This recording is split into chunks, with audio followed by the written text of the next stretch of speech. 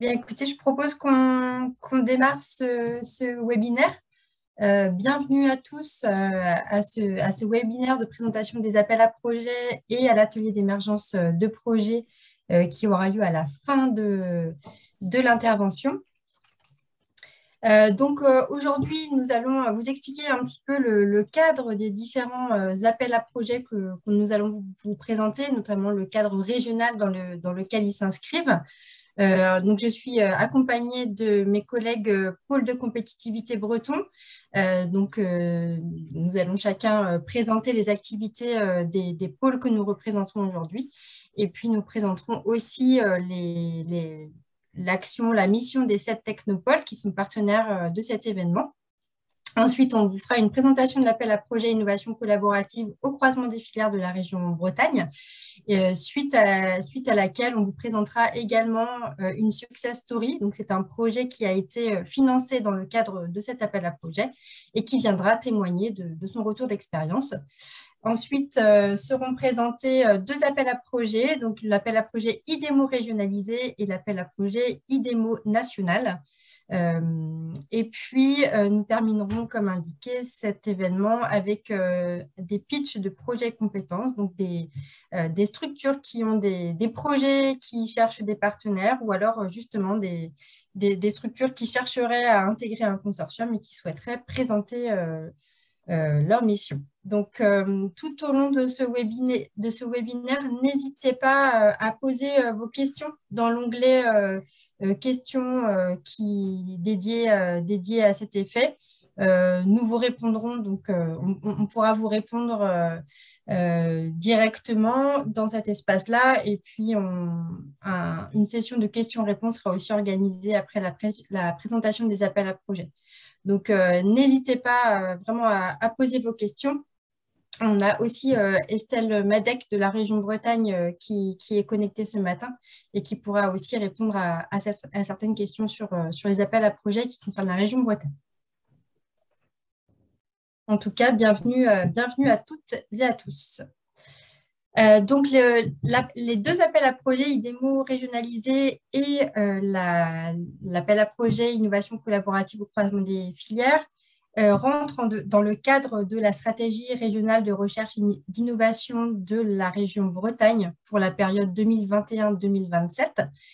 Cette stratégie met en avant 5 domaines d'innovation stratégique de la région Bretagne, qui sont économie maritime pour une croissance bleue, économie alimentaire du bien manger pour tous, économie numérique sécurisée et responsable, économie de la santé et du bien-être pour une meilleure qualité de vie, économie de l'industrie pour une production intelligente, et comprend aussi 3 axes transversaux que sont les transitions numériques et industrielles, les transitions écologiques et environnementales, les transitions sociales et citoyennes.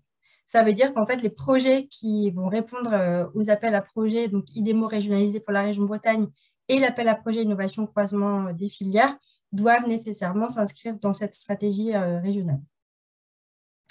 Vous avez ici le schéma que vous pouvez d'ailleurs retrouver sur le site de la région Bretagne, beaucoup plus détaillé en fait par domaine d'innovation stratégique, puisque vous avez ici toutes les thématiques qui concernent chacun des listes.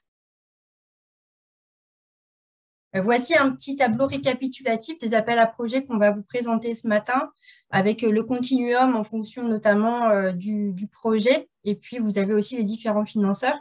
Donc, sur l'appel à projet croisement de filières de la région Bretagne, on vous le présentera en détail tout à l'heure, mais on est sur un budget minimum de 500 000 euros jusqu'à 1 million d'euros pour une durée de 12 à 36 mois. Sur l'IDEMO régionalisé, ça va être des budgets plus importants parce que les projets commencent à 1 million d'euros, cette fois-ci jusqu'à 4 millions d'euros. Et puis le IDEMO national, donc là, on est sur des budgets de plus de 4 millions. Donc les financeurs ne sont pas tout à fait les mêmes non plus. Sur l'appel à projet croisement de filières de la région Bretagne, on est sur un financement région et Europe via le FEDER. Sur le IDEMO régionalisé, on est sur un financement région. Donc, on le verra plus tard, mais il peut y avoir plusieurs régions. Donc, en l'occurrence, ici, la région Bretagne, mais ça peut être aussi d'autres régions et l'État via son opérateur BPI France.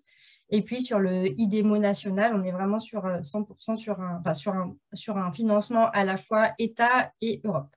Mais on va le détailler un petit peu plus après. Je vous propose de nous présenter également, puisque, comme indiqué tout à l'heure, je suis accompagnée de mes collègues donc on est les sept pôles de compétitivité bretons. Le rôle des pôles de compétitivité, comme vous allez le voir dans ces appels à projets, donc est important, puisque notamment sur l'appel à projet croisement de filières, c'est les pôles qui réceptionnent les pré-dossiers et qui font la relecture de ces dossiers avant le dépôt auprès des financeurs, même si c'est le cas aussi pour les autres appels à projets, mais en tout cas pour l'appel à projet croisement de filières, la région a vraiment missionné les pôles pour faire vraiment pour faire cette relecture avant dépôt à la région. Notre rôle, c'est aussi de mettre en réseau les acteurs de l'innovation pour notamment la recherche de partenaires pour compléter les différents consortia et puis trouver les meilleurs partenaires et les meilleures compétences pour une compétence qui serait manquante dans un projet. On vous aide aussi à structurer le projet, on vous donne des conseils sur le montage, donc à la fois technique par le biais de nos équipes et puis aussi sur les aspects financiers du montage de votre projet, budget, éligibilité des dépenses notamment. Et puis, la mission importante des pôles, c'est d'octroyer le label aux projets qui en seraient éligibles. Ça veut dire que le label, c'est vraiment la garantie d'une qualité technique, à la fois scientifique, mais aussi une qualité sur le montage du dossier, au niveau financier notamment, et puis stratégique des projets. Les pôles vont bien vérifier que votre projet s'inscrit à la fois, évidemment, dans la stratégie du pôle auprès duquel vous demandez le label, mais aussi stratégique vis-à-vis de l'appel à projet visé. Et puis, le label est octroyé suite à des auditions par des experts de vos projets.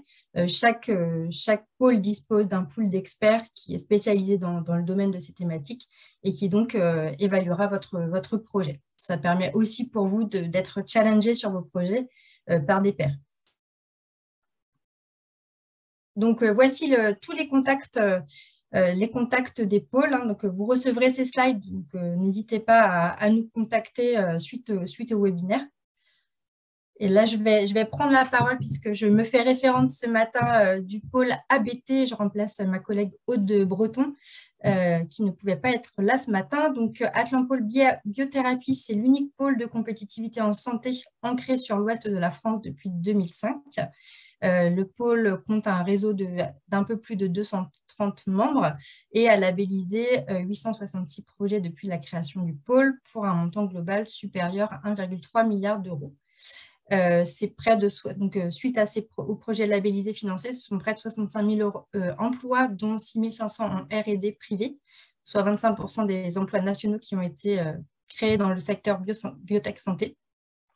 Et puis, le pôle travaille sur 4 axes thématiques, donc, dans lesquels devront se retrouver vos projets s'ils correspondent à cette thématique. Donc, biotech pharma, dispositifs médicaux, santé numérique et prévention des maladies. Je passe la parole à Marie-Christine.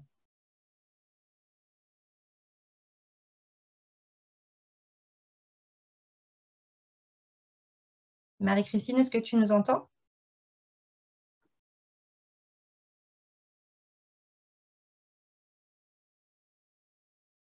Je passe à Pierre. Peut-être que Marie-Christine nous rejoindra tout à l'heure. Oui, oui, pas de souci. Bonjour à tous, donc Pierre Servel, je travaille donc au pôle ID for Mobility. Donc notre pôle adresse tout ce qui est domaine, les écosystèmes de la mobilité terrestre dans le Grand Ouest. Donc comme vous pouvez le voir sur la slide, on couvre 3 régions, donc la Bretagne, les Pays de Loire et la Nouvelle-Aquitaine. On regroupe à peu près 400 membres. On a labellisé un peu plus de 400 projets depuis le lancement du pôle et on a accompagné 200 projets de croissance pour nos membres. Nous, on structure notre activité selon les 4 systèmes de mobilité. Donc, en gros, tout ce qui concerne l'industrie des mobilités, les véhicules, les infrastructures et tout ce qui est services de mobilité. Voilà. Donc, ces services-là, on va les animer selon une dizaine de communautés qui va des industries de la mobilité douce à la logistique. Ce que je peux vous dire dans cette courte présentation, c'est que le pôle a récemment changé de nom. Avant, il s'appelait ID4Car et maintenant, on est passé à ID for Mobility. Et si je souligne ce changement de nom d'identité visuelle, c'est que ça reflète notre volonté d'accompagner tout ce qui est transition environnementale pour que la mobilité puisse être un acteur de cette transition. Et finalement, ce changement de nom correspond un peu à l'évolution du pôle dans les projets accompagnés. Voilà. Voilà pour la présentation. Merci Pierre. Donc je reprends la parole pour le pôle Images et Réseaux, qui est donc je suis référente ce matin. Et donc le pôle Images et Réseaux, c'est le pôle de compétitivité du numérique. Donc nous, on est situé à la fois en Bretagne et à la fois en Pays de la Loire. Et donc on accompagne les entreprises et les laboratoires de recherche dans le développement et dans le financement des solutions et produits numériques innovants. Notre expertise couvre donc l'ensemble des domaines technologiques du numérique au service des usages. Vous voyez le petit schéma en dessous de la slide. Donc, on intervient sur différents domaines, la cybersécurité et la confiance numérique, la donnée et l'intelligence, les données et les intelligences artificielles, réseau et infrastructure, donc notamment tout ce qui est réseau 5G, mais par exemple, IoT, applications logicielles et intégration de solutions, photonique et quantique, et images, immersivité et jumeaux numériques, avec notamment toutes les thématiques liées à la réalité augmentée, la réalité virtuelle, etc. Et puis, on a un axe transverse numérique responsable, donc, pour que toutes ces thématiques s'inscrivent dans un numérique sécurisé, souverain et donc responsable. On compte à peu près 260 adhérents, dont 70% de PME. Et puis, notre comité d'experts comprend une cinquantaine d'experts indépendants sur les technologies du numérique et les usages. Et puis, depuis 2005, le pôle a labellisé 1074 projets, dont 503 ont été financés. Anaïs, c'est à toi. Oui, merci Aude et bonjour à tous. Donc, je suis Anaïs Turpot, je suis responsable projet et financement donc, au pôle mer Bretagne-Atlantique. Donc, le pôle mer, comme son nom l'indique, va plutôt s'occuper de l'innovation maritime qui correspond au domaine d'innovation stratégique, économie maritime pour une croissance bleue donc de la S3 bretonne. Donc, nous comptons 440 adhérents donc à fin 2022, dont un peu comme beaucoup de pôles, une majorité de PME, à peu près les 2 tiers. Et puis le reste étant constitué de grands groupes et d'acteurs plutôt académiques de la recherche. Donc nous sommes situés aussi bien sur la région Bretagne que Pays de la Loire.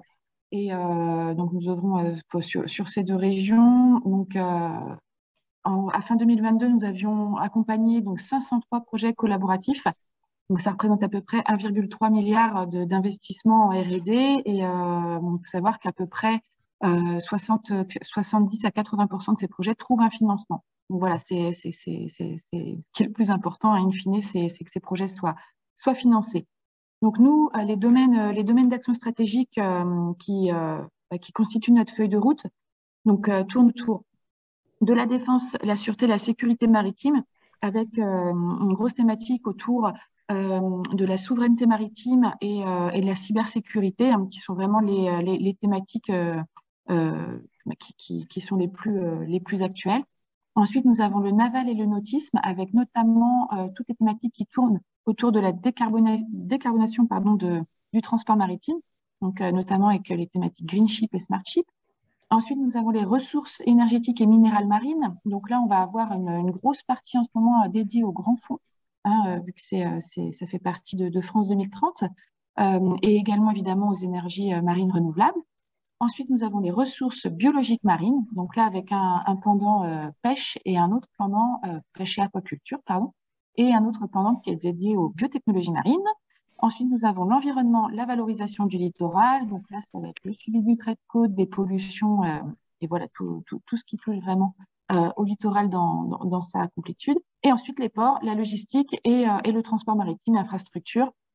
Donc là, vraiment, tout ce qui est pendant portuaire, pour pouvoir accompagner la décarbonation donc, du navire, il faut que le port s'adapte et soit décarboné également. Donc voilà, si vous avez des projets qui touchent à ces domaines, n'hésitez pas. Merci. Merci. Je passe la parole à Gwen. Bonjour à tous, merci Aude de me passer la parole. Donc moi je vais vous présenter le pôle Valorial. Donc on est, comme mes collègues, situés en fait majoritairement sur l'ouest de la France, donc Pays de la Loire, Normandie et Bretagne, avec des collègues qui nous représentent en fait à Caen et à Rouen, un collègue à Quimper et puis un collègue à Nantes. Donc tout ça, ça représente à peu près 400 adhérents, dont 2 tiers d'industriels. Et en nombre de personnes, en fait, finalement, avec qui vous pouvez interagir au sein de notre réseau, ça fait 4900 contacts. Donc, nous, et 4900 contacts répartis dans 900 structures différentes. Voilà. Donc, maillées sur tout le territoire du Grand Ouest et aussi quelques structures sont adhérentes, une quarantaine dans le reste de la France. Au niveau des projets qu'on a accompagnés, donc on en a accompagné à peu près 570 à fin 2022, ce qui représentait 1,4 milliard d'euros investis en R&D et un petit peu à l'image du pôle MERS, sur ces 570, nous on est à 60, entre 75 et 80% de projets financés. Ce qui représente environ à peu près 300 millions d'euros de financement public levé. Donc, on a 4 métiers principaux en fait au sein du pôle Valorial. Donc, la mise en réseau avec les bons contacts, enfin, des mises en réseau vraiment qualifiées. Donc, ça va plus vite souvent de passer par notre réseau que par ailleurs, finalement. On accroît aussi la visibilité de nos adhérents via nos réseaux de communication diverses. Et puis, on fait du ressourcement de connaissances, c'est-à-dire qu'on organise des événements tout au long de l'année où on fait un peu de push au niveau des informations techniques. Et puis enfin, le dernier métier en fait, qui nous concerne un peu plus ce matin, comme a pu présenter Aude en début de webinaire, c'était plutôt le conseil donc en ingénierie de projet. Et aussi, on a un autre métier qu'on développe un peu, c'est le conseil en management de l'innovation. Donc, comment structurer l'innovation au sein de votre entreprise pour être plus efficace et aligné avec votre stratégie d'entreprise. Et donc, nous, on a 6 domaines d'innovation prioritaires qui vont en fait un petit peu, on peut dire, de la fourche à la fourchette, même si historiquement, Valorial est quand même beaucoup plus présent sur l'aval de la filière. Lors des 2 dernières feuilles de route, on a bien réaffirmé qu'en fait, on se trouvait aussi sur préserver les ressources naturelles, donc au climat sol. Développer les modes agroécologiques de production animale et végétale, donc présents sur l'élevage bovin, porc et puis volaille, notamment dans l'ouest de la France. On a aussi un axe, un domaine d'innovation prioritaire qui est historiquement cher au cœur de Valorial, c'est l'usine et la ferme 4.0, en fait, hein, voilà, donc l'industrie agroalimentaire du futur, pardon. On a aussi donc un axe valorisation de la biomasse, en fait, donc tout ce qui va être ingrédients fonctionnels, valorisation des coproduits, bioéconomie. On a un axe assurer une alimentation sûre, saine, durable pour manger mieux, où là, vous allez retrouver tous les projets qui ont trait à la nutrition santé humaine ou animale, à la microbiologie, la qualité des aliments, etc. Et puis, on a un dernier axe qui est plutôt sur vraiment le consommateur, le marketing agri et agroalimentaire, les usages et services innovants. Voilà, merci. Merci. Clémence? Oui, bonjour à tous. Donc, en ce qui nous concerne, pour le pôle VG Police Vallée, on est, voilà, comme par rapport à Valorial, on peut dire plus sur la partie amont, végétale particulièrement. Et donc, on peut dire qu'aujourd'hui, on est quasiment arrivé à 600 membres sur les 4 régions Bretagne, Pays de la Loire, Centre-Val de Loire et Auvergne-Rhône-Alpes, un peu une diagonale voilà, de Brest à la Suisse. On a accompagné à peu près 1000 projets. Et au niveau de nos axes d'innovation, on en a 3 plutôt amont sur les productions, avec les nouvelles technologies et pratiques pour les systèmes de production, l'innovation variétale et les performances des semences et des plants, et la santé du végétal. Et au niveau des débouchés, voilà, plutôt de la partie utilisation du végétal, on a le végétal pour l'alimentation humaine et animale, les agromatériaux et la biotransformation, le végétal urbain et nutrition, prévention, santé, bien-être cosmétique. Voilà pour les usages. Et enfin, comme vous pouvez le voir dans la marguerite, on accompagne aussi les performances de l'entreprise, plutôt la partie croissance. Voilà. Donc, n'hésitez pas à nous solliciter aussi sur ces sujets-là. Merci. Merci Clémence. Alors, je vais repasser la parole à Marie-Christine. Merci Aude. Désolée pour le petit souci technique. Donc, bonjour à tous. Donc, Marie-Christine Lancien. Donc, je suis chargée de projet pour le pôle de compétitivité EMC2, donc le pôle européen des technologies de fabrication. Donc, qui accompagne des structures qui s'attaquent aux défis de l'industrie du futur dans leurs projets d'innovation, notamment dans les technologies de fabrication. Le pôle donc, est basé en Pays de la Loire. Il a été impulsé à l'initiative d'Airbus, Autochâssis International, filiale de Renault, Beneteau, Chantier de l'Atlantique.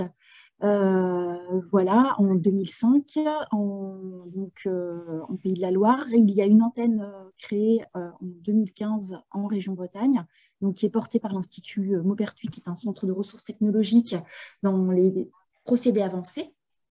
Le pôle EMC2 donc, fédère 400 adhérents en 2022, donc à la fois des entreprises de taille PME, ETI, grands groupes, mais également des établissements d'enseignement supérieur et de recherche et des partenaires institutionnels. Les projets qui sont accompagnés par le pôle, en fait, s'appuient sur une feuille de route technologique autour des enjeux de performance industrielle, comment produire mieux, donc avec des enjeux autour des nouveaux matériaux et des procédés avancés, également l'automatisation et la flexibilité des systèmes productifs, comment produire propre.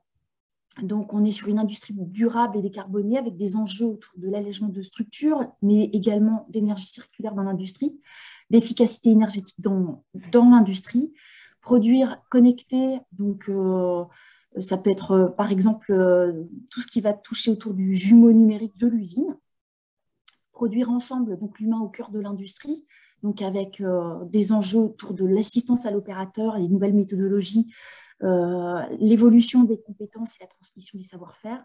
Enfin, le produire local pour une industrie collaborative, solidaire et souveraine, avec des enjeux autour de symbiose industrielle, de synergie inter-entreprise.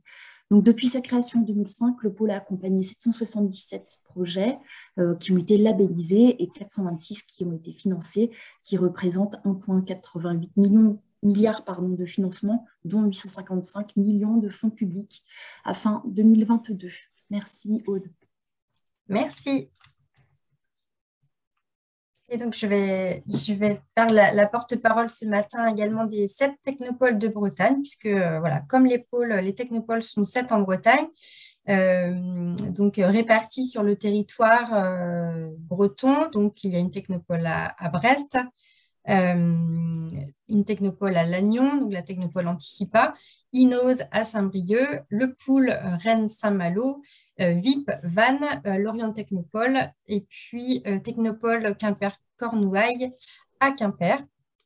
Donc, peut-être que certains d'entre vous sont déjà accompagnés par ces technopoles. Donc, on travaille très étroitement pôle et technopôle, et notamment sur l'accompagnement croisement de filières, où là, il y a vraiment une collaboration entre nos structures, puisque, par exemple, si les technopoles vont vous aider si vous êtes déjà accompagné, en fait, à savoir si votre structure est suffisamment mature pour notamment répondre à un appel à projet de R&D collaboratif, puisqu'il y a quand même certaines conditions pour aller sur ce type d'appel.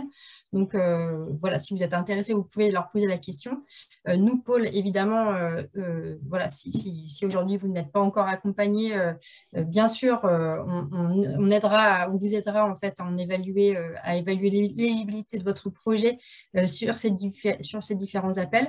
Mais les technopoles vont être là aussi pour vous aider, surtout dans la stratégie financière de votre structure. Et puis, elles sont plus proches de vous, enfin, elles sont proches de vous au niveau géographique. Au niveau des pôles, on va surtout être là dès le montage du projet, notamment comme je le disais, pour en évaluer l'éligibilité, pour en faire la relecture aussi avant le dépôt à la région, pour déterminer la qualité du consortium en fonction des thématiques visées. C'est pour ça qu'on est 7 pôles thématiques. Et puis, ça, c'est des missions qu'on peut parfois effectuer avec les technopoles sur certains sujets. Et puis, elles pourront aussi vous aider avec les pôles à évaluer les perspectives post-projet. Alors, pôle plutôt vis-à-vis du projet, les technopoles vis-à-vis des structures en particulier. Donc, voilà, si vous êtes déjà accompagné, n'hésitez pas à vous rapprocher de votre contact chez les technopoles et puis qui feront le relais. Et je vais passer à la présentation de l'appel à projet d'innovation au croisement des filières de la région Bretagne. Les objectifs de cet appel à projet sont de favoriser l'émergence de projets de R&D collaboratifs qui vise la mise au point de produits, services, procédés innovants à même d'avoir un impact en termes de création d'activités et donc d'emploi sur le territoire. Donc ça, c'est vraiment un point très important qu'on retrouvera dans les critères de sélection notamment. Créer des synergies et renforcer les dynamiques entre les secteurs publics et privés de la recherche, puisque les projets associent nécessairement des établissements académiques et des industriels, et soutenir au croisement des filières économiques régionales les innovations fortement porteuses de valeur, portées par des PME ou ETI. Les critères d'éligibilité pour répondre à cet appel à projet, donc il s'agit de mener, premier point, mener un projet de R&D collaboratif structurant pour l'économie régionale.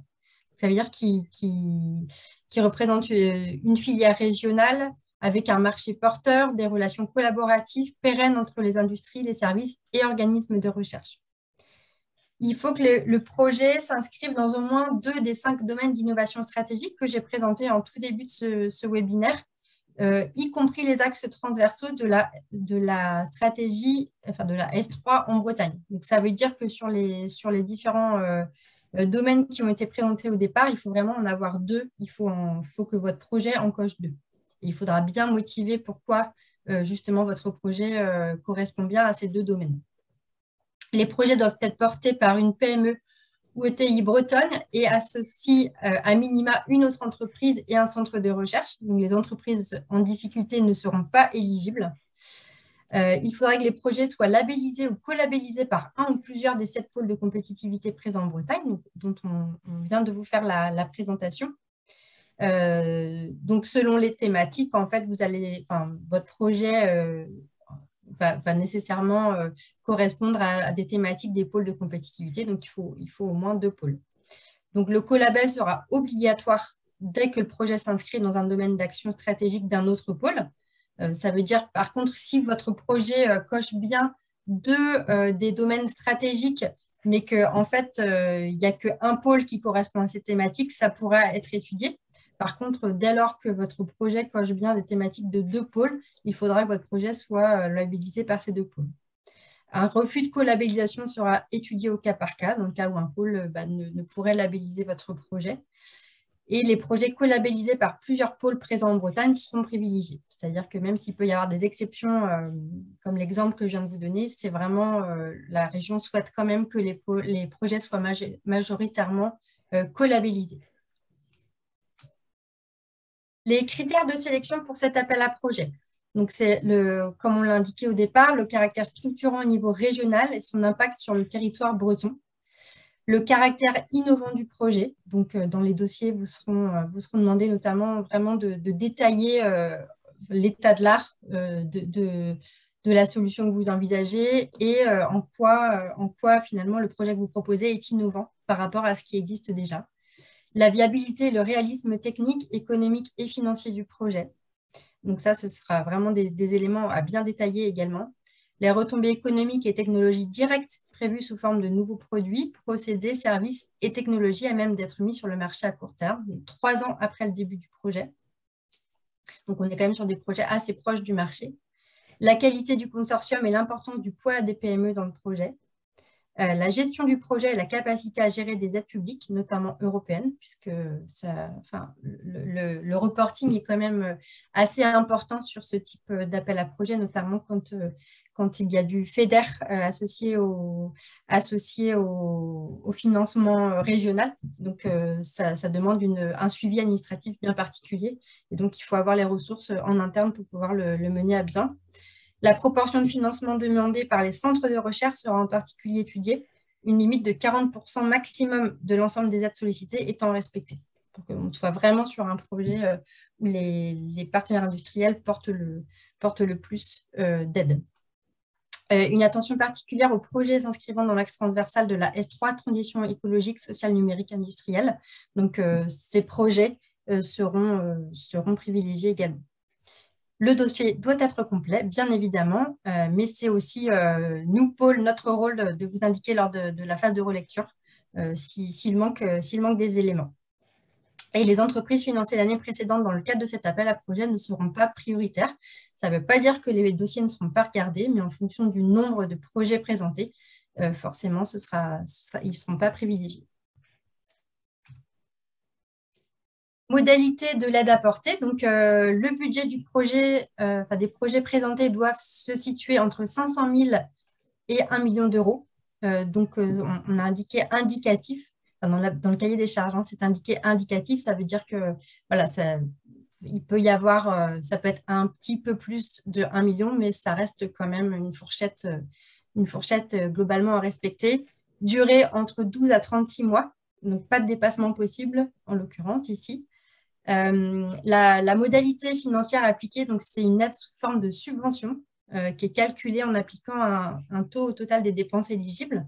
Donc pour les entreprises, ça va jusqu'à 45%, enfin pour les PME, pardon, ça va jusqu'à 45%, 30% pour les ETI et 25% pour les grandes entreprises. À ce financement régional, donc un complément de financement allant jusqu'à 5% additionnel pourrait être apporté dans le cadre de la convention de partenariat région-PCI. Donc, c'est notamment les collectivités qui ont contractualisé avec la région et qui pourraient abonder ce financement en fonction des partenaires situés sur leur territoire.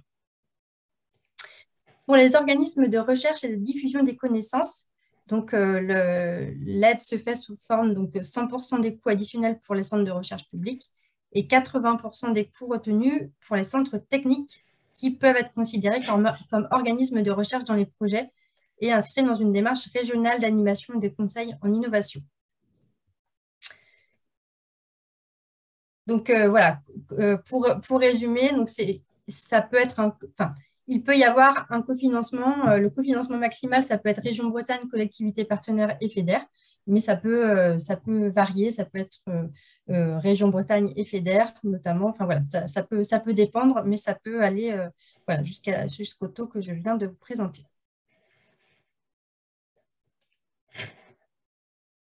Les dépenses éligibles pour cet appel à projet.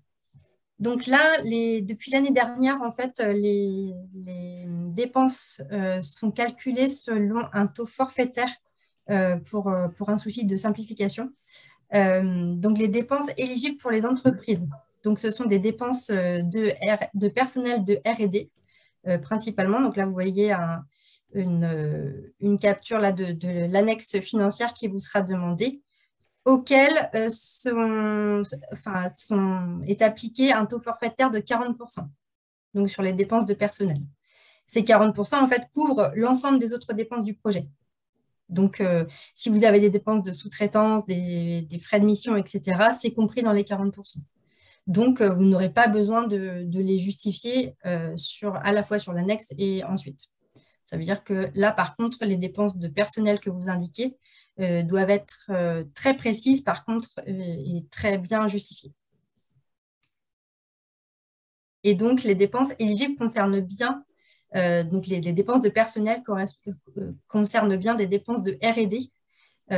Donc là, on est bien sur du personnel de R&D et sur des travaux réalisés en Bretagne, notamment. Ça veut dire que si votre structure, peut-être que vous avez plusieurs établissements situés dans différentes régions, ne seront éligibles que les dépenses qui sont réalisées en Bretagne. Ça, c'est un point important. Pour les laboratoires de recherche, donc, il s'agit aussi des dépenses de personnel de R&D additionnel. Donc, c'est-à-dire que le personnel qui serait recruté, en tout cas qui travaillerait uniquement pour ce projet, notamment des postdocs, des ingénieurs de recherche. Les consommables aussi sont pris en compte, la sous-traitance et un taux de forfaitaire de 7% sera appliqué sur les dépenses qui couvrent l'ensemble des autres dépenses du projet. Donc, qui, elles, ne seront pas, donc, comme précédemment, ne seront pas affichées sur l'annexe financière et ne seront pas justifiées. Le calendrier pour cet appel à projet. Donc, cet appel est lancé depuis le mois de décembre. On attend donc des pré-dossiers au pôle de compétitivité le 15 mars 2023, le plus complet possible. Enfin, les dossiers doivent être complets lors de ce dépôt et ensuite les pôles ont 2 semaines pour relire avec vous la proposition et vérifier que tout est OK côté financier également. Évidemment, il ne faut pas attendre le 15 mars pour nous parler de votre projet si vous en avez un, puisque plus tôt vous nous en faites part, plus tôt on peut vous accompagner dans le montage du dossier. Donc évidemment, le 15 mars, c'est vraiment les dossiers quasi finalisés. Mais avant, voilà, c'est très important qu'on puisse échanger déjà avec eux. Le 12 et 13 avril aura lieu le comité de présélection. Il s'agit d'une audition d'environ 15 minutes à la région Bretagne, devant un jury qui est composé de la région Bretagne et puis d'autres structures. Fin avril, début mai, commencera la période de labellisation par les pôles sur les projets qui auraient été présélectionnés lors de la phase précédente. Et donc, les pôles ont jusqu'au 21 juin pour faire labelliser les projets. Et donc, le 6 juillet 2023, les dépôts, les dossiers vraiment définitifs avec les attestations de labellisation devront être déposés auprès de la région pour une réponse de la région Bretagne à peu près au second semestre 2023, sachant que plus vite vos dossiers sont complets et le 6 juillet 2023, plus vite vous pourrez passer, votre projet pourra passer en commission permanente à la région Bretagne et donc être validé par les élus. Et il pourra commencer. Je vais passer la parole au projet Carceveco pour la success story. Justement, donc ce projet a été financé lors de cet appel à projet croisement de filière. Oui, bonjour. Bonjour. Je ne sais pas si vous me voyez. Non, on vous entend bien, mais on ne vous voit pas. C'est bon, on vous voit. On vous voit. Donc, je me présente, Yannick Guillaumard, j'étais le chef de projet sur Carceveco. Donc, Carceveco, ça a été un projet labellisé par ID4CAR, parce que ça s'appelait ID4CAR à l'époque, et Images et Réseaux. Et c'est les trois partenaires, donc c'était Kereval, qui est un laboratoire de tests logiciels, Mobility Tech Green, qui est une société qui fait de l'autopartage au niveau véhicule, et puis l'ENSTA Bretagne, qui est une école d'ingénieurs de Brest. Donc, c'était un projet, donc au niveau financeur, il y avait la région Bretagne, Rennes Métropole et le FEDER. C'était un projet donc, qui a eu un coût un peu moins d'1 million d'euros, 989 000 et quelques euros, avec à peu près la moitié au niveau de Kereval, et puis donc Mobility Tech Green 372 000 et 138 000 pour l'ENSTA. Donc là, c'était le but du projet était de faire un laboratoire de cybersécurité dans le monde automobile. Donc, c'était un projet au début de 24 mois, mais qui a été prolongé parce qu'il s'est retrouvé démarrer juste avant le Covid. Il a démarré fin 1er décembre 2019. Donc, on a eu quelques problèmes d'approvisionnement et puis de possibilités de travail. Donc, on avait demandé à avoir une prolongation de 7 mois, donc il a duré 24 mois et 7 mois. Donc, voilà. Donc, le but du projet, c'était de créer un cyberlab. Donc, chaque entreprise ou université avait son but un petit peu. Donc, au niveau de Kereval, c'était de créer un cyberlab et d'avoir une méthodologie outillée du matériel, du logiciel pour pouvoir faire des tests automatiques de cybersécurité. Pour Mobility Tech Green, c'était de pouvoir arriver vers une méthodologie de développement qui était Security by Design, donc intégrer la sécurité dès le design du produit et ne pas attendre de faire des tests à la fin pour découvrir les vulnérabilités, de créer un calculateur multicanal et puis de pouvoir mettre en place des services de mobilité innovants. Et puis, au niveau de l'ENSTA, on était plutôt… Alors, l'ENSTA avait une méthode formelle par rapport à la sûreté de fonctionnement. Et le but du projet était pour eux de permettre de basculer de la sûreté de fonctionnement vers la cybersécurité. Et donc, la finalité quand même pour les deux entreprises, pour Kereval, ça a été de pouvoir commercialiser les services du Cyberlab. Et puis, pour Mobility Tech Green, c'est d'avoir un calculateur qu'ils appellent ODE, qui est nouveau et sécurisé à la fin du projet, quoi.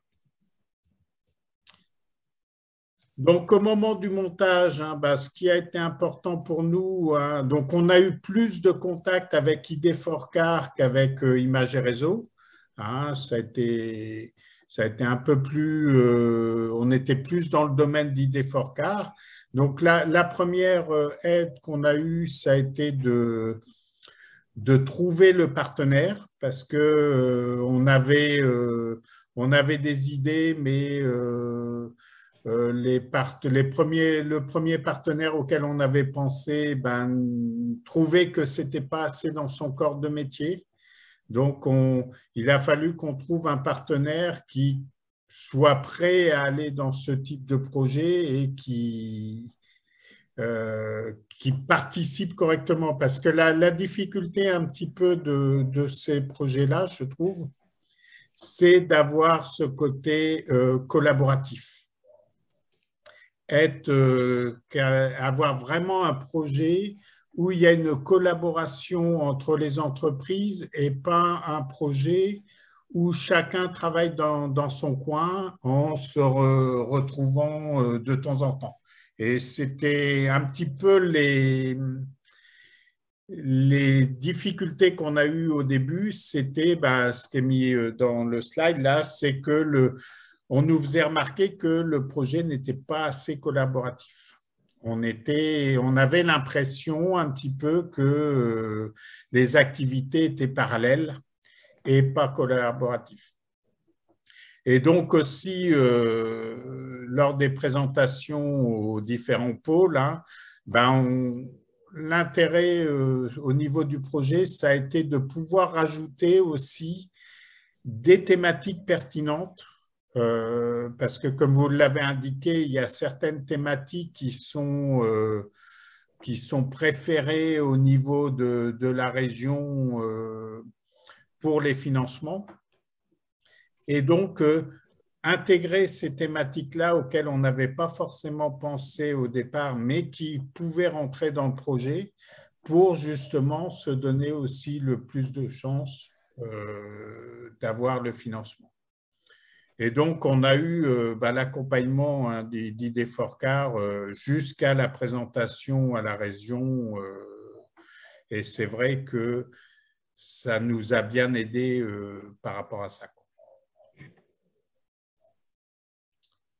Donc, le slide suivant, je ne sais plus s'il y en a un. Voilà, donc, facteur de succès, point de blocage. Donc, le point de blocage qu'on a eu, ça a été le Covid-19 avec la possibilité de prolonger la durée de 7 mois. Quelque chose qui est aussi très intéressant, c'est le système où l'investissement matériel est basé sur le temps passé. C'est-à-dire que dans votre projet, nous, on avait un investissement de mémoire qui était de 95 000 €. Il n'y a pas eu besoin de présenter de facture par rapport à ces investissements-là parce que avec le FEDER, des fois, c'est un peu compliqué si l'investissement n'avait pas été prévu au départ dans le projet. Là, au niveau de la région, quand vous utilisez les heures, vous avez en parallèle, du moins sur ce projet-là, on avait le côté investissement qui était automatiquement rajouté au niveau des heures.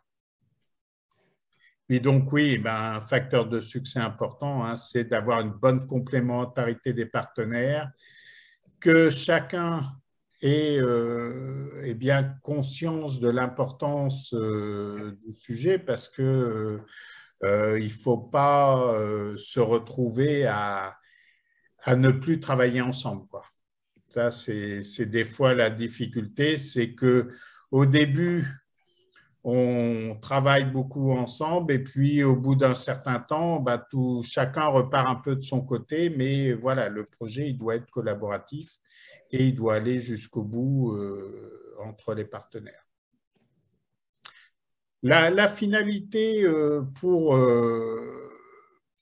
Kereval et Mobility Tech Green, hein, bah pour Kereval, ça a été que le Cyberlab existe, on a été un petit peu plus loin au niveau du projet, c'est-à-dire qu'au lieu de le limiter au côté test de cybersécurité, on a été jusqu'au test fonctionnel. Et depuis, on a commencé à vendre cette plateforme et on a eu déjà un projet réel et on est en train d'avoir un deuxième projet qui devrait arriver très rapidement. Et ça, c'est vraiment le fait d'avoir eu CareCVco qui nous a permis d'aller dans ce domaine d'activité, puis de pouvoir vendre ces prestations. Et puis, dans le cas de Mobility Tech Green, eh ben, ça a été de pouvoir sécuriser leur système qui ben, avait quelques petits défauts au début, hein. Et donc, voilà. Merci beaucoup pour la présentation et puis pour ce retour d'expérience. Alors, je vois qu'il y a quelques questions sur l'appel à projet croisement de filières. Je propose qu'on en prenne quelques-unes avant de passer à la présentation des autres appels à projet. Donc là, je vais demander l'aide de mes collègues des pôles. Voilà, si vous voulez répondre aux questions. Donc, la première, les entreprises des Pays de la Loire sont-elles incluses dans les entreprises bretonnes? En tout cas, est-ce que les entreprises des Pays de la Loire pourraient répondre à cet appel à projet? Tu veux que je réponde? Je t'en prie. Alors, les entreprises des Pays de la Loire ne pourront pas être financées dans le cadre de cet appel à projet. Après, elles peuvent participer évidemment dans les consortiums, mais sur fonds propres, ou demandant une aide en région Pays de la Loire. Après, elles ne pourront pas être financées par la région Bretagne dans le cadre de cet appel à projet. Merci. Et donc, ce qui répond à la seconde question, la société SCM est basée en Sarthe. Pouvons-nous rentrer dans cet appel à projet? Donc là, c'est la même réponse. Même sanction. Voilà, c'est ça. Pareil pour les laboratoires académiques. Voilà. Les filles, je complète juste, c'est Estelle. Sauf, comme tu disais, Aude, tout à l'heure, s'ils ont un établissement de recherche en Bretagne, parce que ça peut arriver que le siège social de l'entreprise soit dans une autre région. Et comme tu disais, Aude, tout à l'heure, si l'établissement qui est impliqué dans le projet participe à ce dit projet, est en Bretagne, et ben, on peut regarder effectivement. Ça dépend de où sont les équipes impliquées dans le projet. Oui, tout à fait. Et donc, logiquement, vous pouvez rentrer dans cet appel à projet, mais donc, sauf condition que vient d'énumérer Estelle, sinon, voilà, comme le disait Anaïs, ce sera, si vous n'avez pas d'établissement en Bretagne, ça veut dire que vous devrez trouver un financement ou autofinancer la partie qui concerne la structure. Bonjour, appel à projet innovation collaborative. Le projet ne peut pas commencer avant le 6 juillet 2023. Qui veut répondre? Moi, je veux bien répondre. En fait, dans le cahier des charges de l'appel à projet, si je ne me trompe pas, c'est la date de labellisation qui peut servir de date d'éligibilité des dépenses. Mais comme vous l'avez vu dans le petit diagramme qu'on a présenté, les labellisations, de toute manière, n'interviennent pas avant fin avril, début mai, excusez-moi. Donc, en fait, votre projet ne peut pas avoir des dépenses antérieures à fin avril, début mai. Et après, je rajoute un petit commentaire aussi, on est sur des projets d'innovation qui sont entre 12 à 36 mois. Donc, on est sur de l'innovation moyen terme, on n'est pas sur de l'innovation court terme. Donc, il y a vraiment de la recherche à produire. Donc, du coup, c'est pour ça que le projet, normalement, quand on l'écrit, peut prendre le temps au moins de démarrer à minima en juillet, quoi. Et il peut démarrer plus tard aussi, si vous souhaitez le faire démarrer par exemple au 1er janvier 2024, c'est tout à fait possible. Voilà. Par contre, là, il peut finir, on est dans la programmation jusqu'en 2027, donc il n'y a pas de souci au niveau de la date de fin. Voilà, merci. Là, donc c'était les questions qu'il y avait sur l'appel à projet croisement de filière.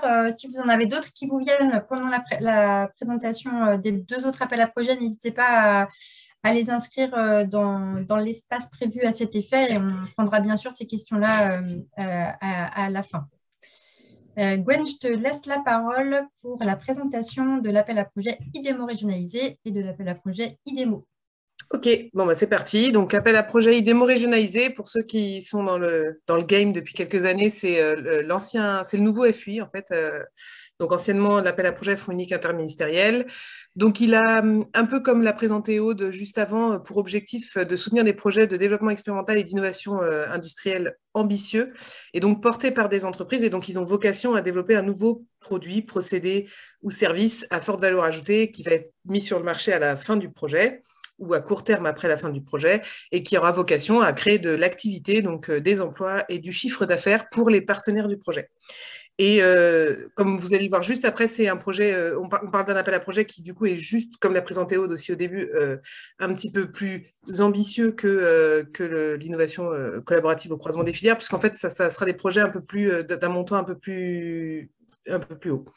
Et donc, la réalisation peut comporter des phases de recherche industrielle et notamment pour lever des verrous techno importants, ainsi que des phases très aval de développement expérimental pour pouvoir, à la fin du projet ou à court terme à la fin du projet, mettre un produit, un service ou un procédé sur le marché. Tu peux passer la slide. Super. Donc, les critères d'éligibilité, c'est de mener un projet de R&D collaboratif. Donc là, on est comme sur le premier appel à projet qu'on vous a présenté, on parle de R&D collaborative. Donc, à minima 2 entreprises et un académique, donc un organisme de recherche, pardon. Donc, qui peut être soit donc un institut de recherche, soit une université, soit un centre technique. Et donc, on a vocation à mettre un produit, un service ou un procédé sur le marché, comme j'ai dit. Donc, forcément porté par une entreprise. Et donc là, parmi les 2 entreprises qui sont à minima dans le consortium, il faut qu'il y en ait une des 2 qui soit une PME ou une ETI. Alors par contre, ce n'est pas limité, hein, vous pouvez avoir plusieurs partenaires, donc pas forcément que 2 entreprises, vous pouvez aller à 5 partenaires maximum. Donc là, je rappelle, on présente le cahier des charges de IDEMO régionalisé en Bretagne. Comme je vais le dire juste après, voilà, nous avons un cahier des charges par région pour les régions qui sont partenaires de cet appel à projet. Donc, je vous invite vraiment à aller vérifier auprès de vos contacts pôles ou vos contacts en région si le cahier des charges est bien sorti.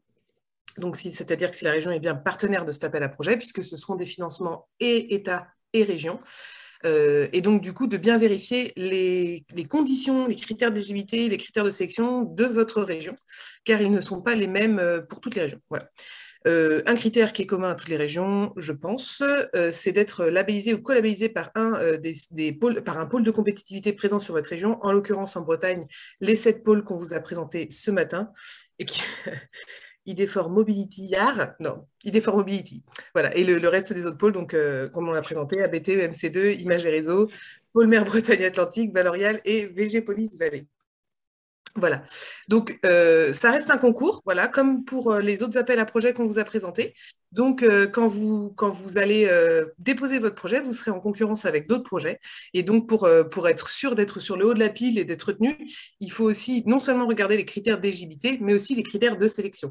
Là, encore une fois, les pôles sont là pour vous aider sur les 2 sujets, puisqu'en fait, on voit vraiment beaucoup passer de projets, collaboratifs notamment, et donc on est à même de vous dire qu'est-ce qui ferait monter votre dossier sur le haut de la pile. Donc, le degré de réponse aux enjeux de la filière impactée, et notamment des domaines d'innovation prioritaires ou stratégiques de la région sur laquelle vous êtes positionné.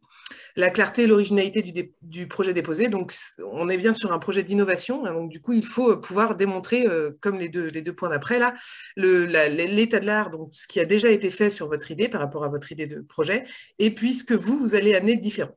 Parce que non seulement du coup vous allez être obligé de faire de la recherche pour mener le projet, mais vous allez aussi être obligé vous allez aussi vous démarquer de la concurrence, parce que c'est bien ça le but du projet. Et donc, du coup, vous allez pouvoir démontrer aussi votre modèle économique Ça, c'est un point assez important. Il faut que votre projet soit crédible scientifiquement et aussi au niveau des retombées économiques, sociales et environnementales, et donc crédible au niveau du plan de financement.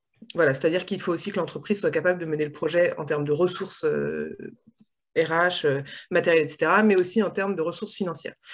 Et donc, ça me mène au point d'après, la capacité du porteur et des partenaires à mener à bien le projet, je rajoute.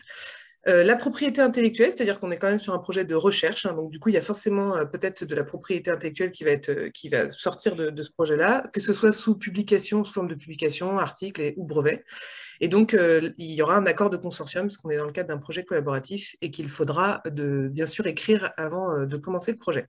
Et puis, bien sûr, vous inscrire dans l'écosystème local, c'est-à-dire pourquoi votre projet est judicieux sur cette région-là et pourquoi pas sur une autre région.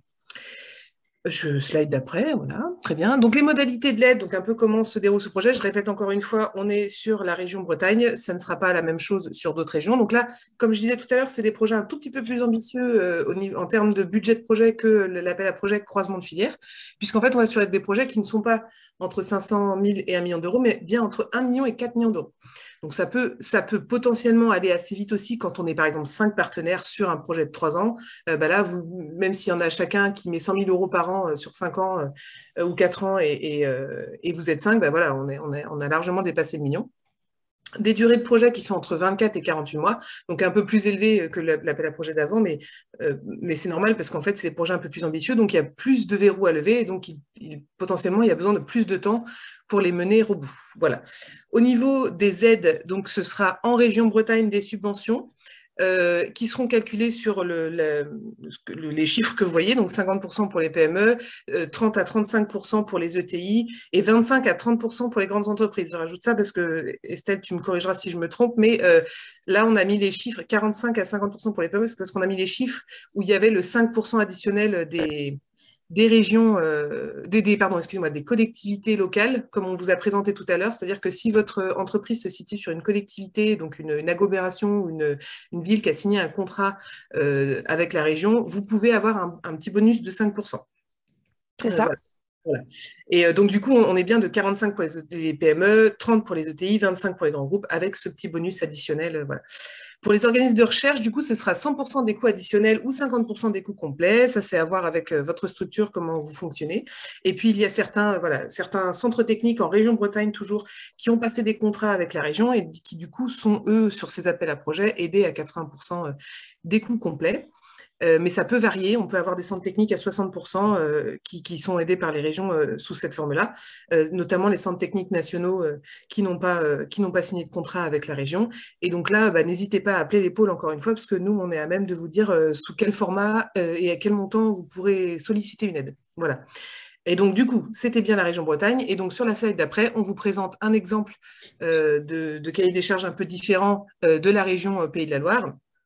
Par exemple, voilà, en Pays de la Loire, votre projet peut se dérouler sur 24 à 60 mois et non 48. Et les taux d'aide, en fait, vont varier. De 40 de 25, excusez-moi, à 60%. Et ce sera un mix, en fait, d'avances remboursables et de subventions. Comme vous pouvez le voir, 60% de subventions et 40% d'avances remboursables pour les entreprises, par exemple. Toujours, on est bien sûr sur les partenaires de recherche, les organismes de recherche à 100% des coûts additionnels ou 50% des coûts complets. Et par exemple, là, autant pour l'appel à projet IDEMO régionalisé en Bretagne, on devait toujours bien s'inscrire dans les 10 qu'on vous a présentés tout à l'heure, les domaines d'innovation stratégique de la région Bretagne.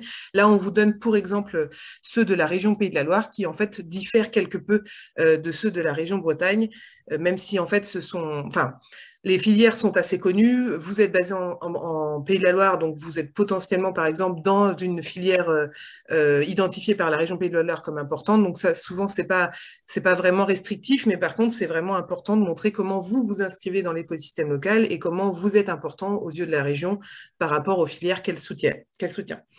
Et alors, cette petite phrase, finalement en gras, mériterait d'être plus grosse pour avoir expérimenté l'appel à projet IDEMO Région le semestre dernier, c'est vrai que c'est une instruction assez complexe parce que non seulement vous avez votre financeur en région, donc ça peut être notamment pour les projets intra-régionaux, 2 régions différentes, donc avec des élus différents, des cahiers des charges différents, donc déjà ça apporte une part de complexité, mais aussi vous avez aussi l'État, donc représenté donc par soit les DRES en région, soit carrément par le ministère à Paris, et donc avec BPI France, soit à Paris, soit en région, qui va venir aussi instruire le projet pour donner la part État à votre entreprise si vous avez des aides des deux financeurs. Et donc ça rajoute encore une part de complexité. Donc on est vraiment sur des projets ambitieux qui n'ont pas besoin de commencer non plus le mois prochain pour arriver premier sur le marché. On a des produits qui sont vraiment innovants et qui, du coup, vont nécessiter 24 à 48 mois de recherche avant d'être mis sur le marché. Donc, on est vraiment là, on est sur le long terme, quoi. Moyen-long terme par rapport à la mise en marché. Et donc, du coup, on peut prendre le temps d'avoir l'instruction sur quelques mois avant d'avoir une date de démarrage du projet. J'insiste un peu parce que voilà, on n'est pas sur du développement produit qui se fait en 6 mois et qui va être mis sur le marché dans 6 mois. On est vraiment sur des projets qui nécessitent une part de recherche, pas fondamentale, mais d'une part de recherche appliquée de la part de votre entreprise et de l'académique, qui nécessite plusieurs mois. La slide d'après. Voilà. Au niveau des dépenses éligibles, on reste à peu près sur les mêmes dépenses que l'appel à projet croisement de filière, puisqu'en fait, on est bien sur des dépenses de recherche, développement, innovation, donc on dit RDI. Et donc, du coup, ça va être notamment toutes les dépenses de personnel de R&D. C'est toujours pareil, il faut bien regarder où est-ce que vous dépensez ces dépenses, excusez-moi, où est-ce que vous les réalisez. Si vous êtes salarié d'une région, c'est-à-dire que votre établissement est sur une région donnée et vous êtes salarié dans cette région, eh bien c'est ce personnel-là qui sera éligible au titre de cette région-là. Voilà. Donc on parle bien d'établissement basé en Bretagne avec un SIRET en Bretagne et c'est du personnel de R&D, c'est-à-dire que c'est de la recherche qui est faite. Voilà. Ensuite, l'instrument et matériel, donc comme le disait le monsieur tout à l'heure dans la success story, on parle bien du coût de l'amortissement. On n'est pas sur des projets industriels, on n'est pas sur des projets d'investissement industriel. On ne va pas vous aider à investir dans une ligne de production, mais plutôt dans du matériel de R&D ou du matériel de production qui va vous servir la R&D. Et donc, du coup, on sera sur des amortissements qui seront éligibles dans le cadre du projet. Ensuite, bien sûr, tout ce qui va être sous-traitance n'est pas forcément obligé d'avoir un sous-traitant basé en Bretagne. Si la compétence n'est pas en Bretagne et que c'est un contrat de prestation, vous pouvez tout à fait le mettre dans votre annexe financière. Et puis les frais généraux additionnels, 20% des frais de personnel, ça se rajoute également à cette annexe et ça vous permet de couvrir les frais un petit peu indirects, ce qu'on appelle. Voilà, je dois y avoir les frais de consommables aussi quelque part là-dedans. Oui, vous voyez à droite la tête de l'annexe financière. Donc les consommables, c'est tout ce que... Merci. Les consommables, c'est tout ce qui va être l'achat de matériel, enfin les pipettes, la matière première que vous avez besoin pour faire vos essais. Voilà, toutes les dépenses un petit peu, les achats en fait. Voilà, tu peux passer à la slide d'après, je pense. Ouais. Et donc, bien sûr, vous avez aussi les dépenses éligibles pour les organismes de recherche qui vont être globalement les mêmes, sauf qu'on est en coût additionnel. Donc, tous les salaires permanents, c'est-à-dire des personnes fonctionnaires de l'État ne sont pas forcément éligibles. Et puis, pareil, vous avez donc ce qu'on appelle les coûts additionnels aussi. Vous n'avez pas forcément les frais forfaitaires pris en compte, des dépenses financées par ailleurs, par des services publics par ailleurs. Voilà. Donc, c'est globalement les mêmes. Par rapport au calendrier, il y a quelqu'un qui a allumé son micro et qui, voilà, vous pouvez le fermer si vous voulez. Voilà. Donc, le calendrier, l'appel à projet, c'est tous les 6 mois normalement. Et le prochain, en fait, sera voilà, excusez-moi, le 26 avril 2023. Donc, en fait, c'est assez régulier. On a une clôture le 26 avril, une clôture le 26 octobre après, fin avril, fin octobre. Donc, vous avez une relevée, voilà, tous les 6 mois. Je peux passer. Et là, je vais vous présenter l'appel à projet IDEMO au niveau national.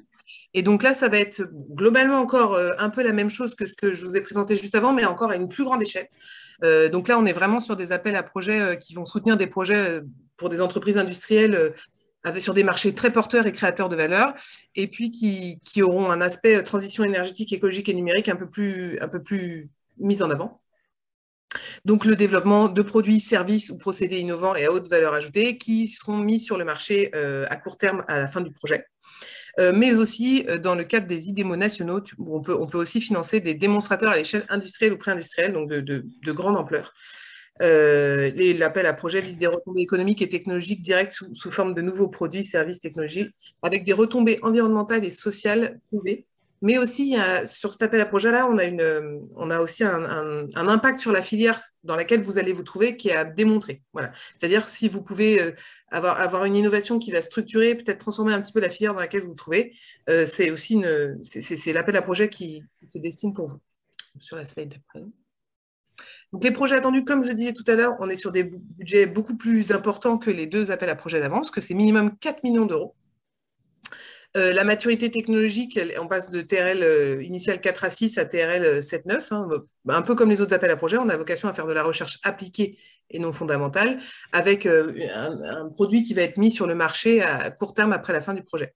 Là, donc, projet un peu plus ambitieux, durée indicative un peu plus longue, 36 à 60 mois, avec, et le projet peut être monopartenaire pour le coup ou collaboratif. Donc, si vous êtes monopartenaire, vous êtes forcément une entreprise qui porte le projet, puisqu'on est vraiment sur un projet qui a vocation à faire des retombées économiques, hein, de création d'emplois et de chiffre d'affaires. Et puis, si vous êtes en collaboratif, il faudra minimum une PME ou ETI et un maximum de 6 partenaires. Après, au-delà de 6 partenaires, les projets sont souvent assez durs à mener. Et donc, c'est une recommandation, enfin, c'est une volonté de BPI France de ne pas avoir des consortiums trop grands qui pourraient mener à des projets qui s'allongent vraiment beaucoup et qui sont très compliqués à piloter. Au niveau des critères d'éligibilité, donc les projets répondant aux conditions précitées au niveau du budget, durée, consortium, et puis des projets ayant pour objet le développement d'un ou plusieurs produits, procédés, services innovants, non disponibles sur le marché à fort contenu innovant. Mais ça, c'est pareil pour tous les appels à projets. Il faut vraiment que vous puissiez démontrer l'innovation avec un état de l'art fourni, une démonstration que vous allez faire quelque chose de différent par rapport à ce qui est déjà fait dans l'état de l'art au niveau technique et ce qui est déjà fait sur le marché au niveau commercial, et donc comment vous allez vous départager, vous démarquer de votre concurrence. Et donc ça, c'est une démonstration à faire aussi, et qui va pouvoir mener à un modèle économique et un business plan que vous allez devoir donner dans le cadre de ces appels à projets. Le projet est composé uniquement de partenaires éligibles à recevoir des aides publiques. C'est par rapport au fait que vous n'êtes pas une entreprise en difficulté. Donc, vous êtes capable, c'est la remarque juste après, de mener à bien le projet de manière ressources humaines, ressources matérielles, mais aussi de manière financière. C'est-à-dire que vous avez suffisamment de fonds propres pour que le projet puisse se faire, bien que vous ayez une aide publique. Et puis, sur ces appels à projets-là, il y a une démonstration assez poussée à faire sur l'apport un peu bénéfique pour l'environnement que votre projet va produire. Passer à la slide d'après. Au niveau des critères de sélection, donc je le répète, c'est comme pour les 2 autres appels à projets, c'est un concours, donc il faut que votre projet soit le meilleur pour être financé. Et donc du coup, pour cela, on vous a remis les critères de sélection sur lesquels va s'appuyer l'État pour juger de la qualité de votre projet. Donc le caractère innovant qui va permettre en fait d'avoir la valeur ajoutée au niveau commercial par la suite. Le niveau de maturité préexistant et la faisabilité technique du projet. En effet, faut pas aller à l'inverse et dire on va créer un produit comme ça et en fait avoir un pas technologique à fournir tellement grand que c'est impossible à faire sur 60 mois maximum, et aussi qui paraît irréaliste au niveau de la faisabilité technique. Voilà, donc c'est important aussi que votre projet soit réaliste et techniquement et financièrement pour l'entreprise, et donc après aussi d'être crédible quand vous allez détailler votre marché, détailler votre concurrence et détailler vos retombées économiques. Il faut que ce soit crédible. Voilà. La capacité du consortium à mener à bien le projet. Il faut vraiment que non seulement le porteur soit vraiment capable de piloter un projet de cette ampleur-là pour lui et pour les autres, et aussi que les autres soient capables de s'y impliquer correctement. Au niveau du caractère stratégique à l'échelle nationale, régionale ou européenne, c'est bien aussi, voilà, comme vous êtes sur un appel à projet national, voire européen, puisque vous pouvez combiner avec des aides européennes, et ben, c'est important de montrer que vous avez été chercher les meilleurs partenaires possibles pour faire votre projet-là, et que donc la collaboration est justifiée, structurée, et que vous allez avoir un impact sur la filière dans laquelle vous vous trouvez. Là aussi, comme je disais tout à l'heure, les performances environnementales sont importantes, et il y aura une preuve à fournir, enfin une preuve, il y a un document souvent à remplir qui montre avec des indicateurs précis comment vous allez ne pas causer préjudice à l'environnement, ou du moins apporter un plus au niveau environnemental. Et puis la labellisation par un ou plusieurs pôles de compétitivité n'est pas obligatoire, mais est prise en compte favorablement. Et les pôles sont souvent contactés, les pôles qui ont labellisé sont souvent invités aux oraux ou contactés pour avoir un avis supplémentaire en plus de l'aide de labellisation. Slide suivante. Les modalités de calcul de l'aide. Donc là, c'est pas que c'est un peu plus flou, mais en fait, ça dépendra vraiment un petit peu comme pour les Pays de la Loire, pour l'appel à projet IDEMO régionalisé, de la nature de vos dépenses. En fait, on va être... alors, les pôles pourront vous aiguiller là-dessus aussi, mais le financeur va dire, bon, bah, ça, je considère que c'est de la recherche industrielle, notamment, par exemple, les personnels de R&D, et ça dépend vraiment de la tête de votre organisation des lots, hein, parce qu'il y a des lots qui vont être un peu plus recherche industriels et des lots qui vont concerner plus, par exemple, les essais industriels, etc., qui vont être un peu plus développement expérimental. Et ça, en fait, en fonction on va étiqueter les dépenses sur l'annexe financière qui vont après donner une somme en RI et une somme en DE. Et sur ces sommes-là, en fait, on pourra aller dire, bah, là, on va financer à moitié en subvention, à moitié en avance remboursable. Là, on va financer quasiment qu'en avance remboursable. Et donc, tout ce melting pot où fait une annexe financière où vous pourrez après avoir un montant de subvention que vous solliciterez et un montant d'avance remboursable et un montant d'autofinancement, bien sûr. Voilà. Et par contre, pour les organismes de recherche ou assimilés, bah là, on reste sur les mêmes modalités que pour les autres appels à projets. On est à 100% des coûts complets ou des coûts additionnels / marginaux, ça veut dire la même chose, et 50% des coûts ou 50% des coûts complets. On peut impliquer des collectivités locales aussi dans le projet, et là, ce sera 50% des coûts complets. Par rapport aux dépenses éligibles, on reste sur un appel à projet de RDI, donc recherche, développement, innovation. Donc, vous allez retrouver les dépenses un peu qu'on vous a montré tout à l'heure. Donc, tout ce qui va être salaires et charges, enfin les salaires, les dépenses de R&D, excusez-moi, les montants forfaitaires, je vous disais, qui couvrent un petit peu, donc c'est souvent un pourcentage que le financeur va rajouter, qui va pouvoir couvrir les dépenses indirectes, en fait, hein, l'électricité, les bâtiments, etc. Enfin, le secrétariat, l'assistanat, etc. Vous pouvez toujours avoir, bien sûr, des prestataires, hein, donc, pour faire, par exemple, des prestations d'analyse ou une prestation intellectuelle, par exemple. Et donc là, par contre, c'est vrai que dans tous les appels à projets, on ne l'a pas forcément spécifié avant, mais en général, on ne dépasse pas 30% des coûts du projet, de votre annexe financière en sous-traitance, parce que sinon, ça veut dire que vous ne faites pas beaucoup de R&D dans le projet, c'est plutôt vos prestataires qui le font. Et donc, du coup, pourquoi êtes-vous partenaire à la différence de vos prestataires, par exemple? Il faut vraiment que vous ayez un effort de recherche qui soit intrinsèque à l'entreprise. Contribution aux amortissements, comme je vous le disais, hein, si vous investissez dans du matériel, il sera financé, mais au prorata de son utilisation au cours du projet, grâce à l'amortissement. Pareil, les pôles sont là pour vous aider à calculer tout ça. La refacturation interne éventuellement, des frais de mission, donc ça va être tout ce qui est déplacement, hébergement, repas, etc. Et puis, les autres coûts, donc les achats, les consommables. Donc, pour les labos, c'est souvent voilà, les consommables pour faire des pipettes, du matériel de laboratoire, du petit matériel de laboratoire, tout ce qui va être en fait achat lié directement au projet. Voilà. Est-ce qu'il y a encore quelque chose après ? Processus et calendrier de sélection.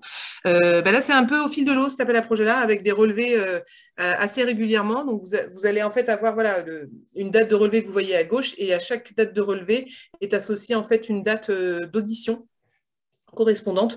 Donc, en fait, vous avez probablement un PowerPoint à fournir ou à préparer pour cette audition, avec des échanges et des questions avec les potentiels financeurs et experts qui vont être sollicités, et à la suite de quoi on vous demandera peut-être des compléments et votre projet sera validé pour entrer en instruction approfondie. Voilà. N'hésitez pas à poser vos questions. Merci pour la présentation, Gwen. Justement, il y a 2 questions. Quelles sont les modalités qui s'appliquent si les partenaires sont issus de régions différentes ?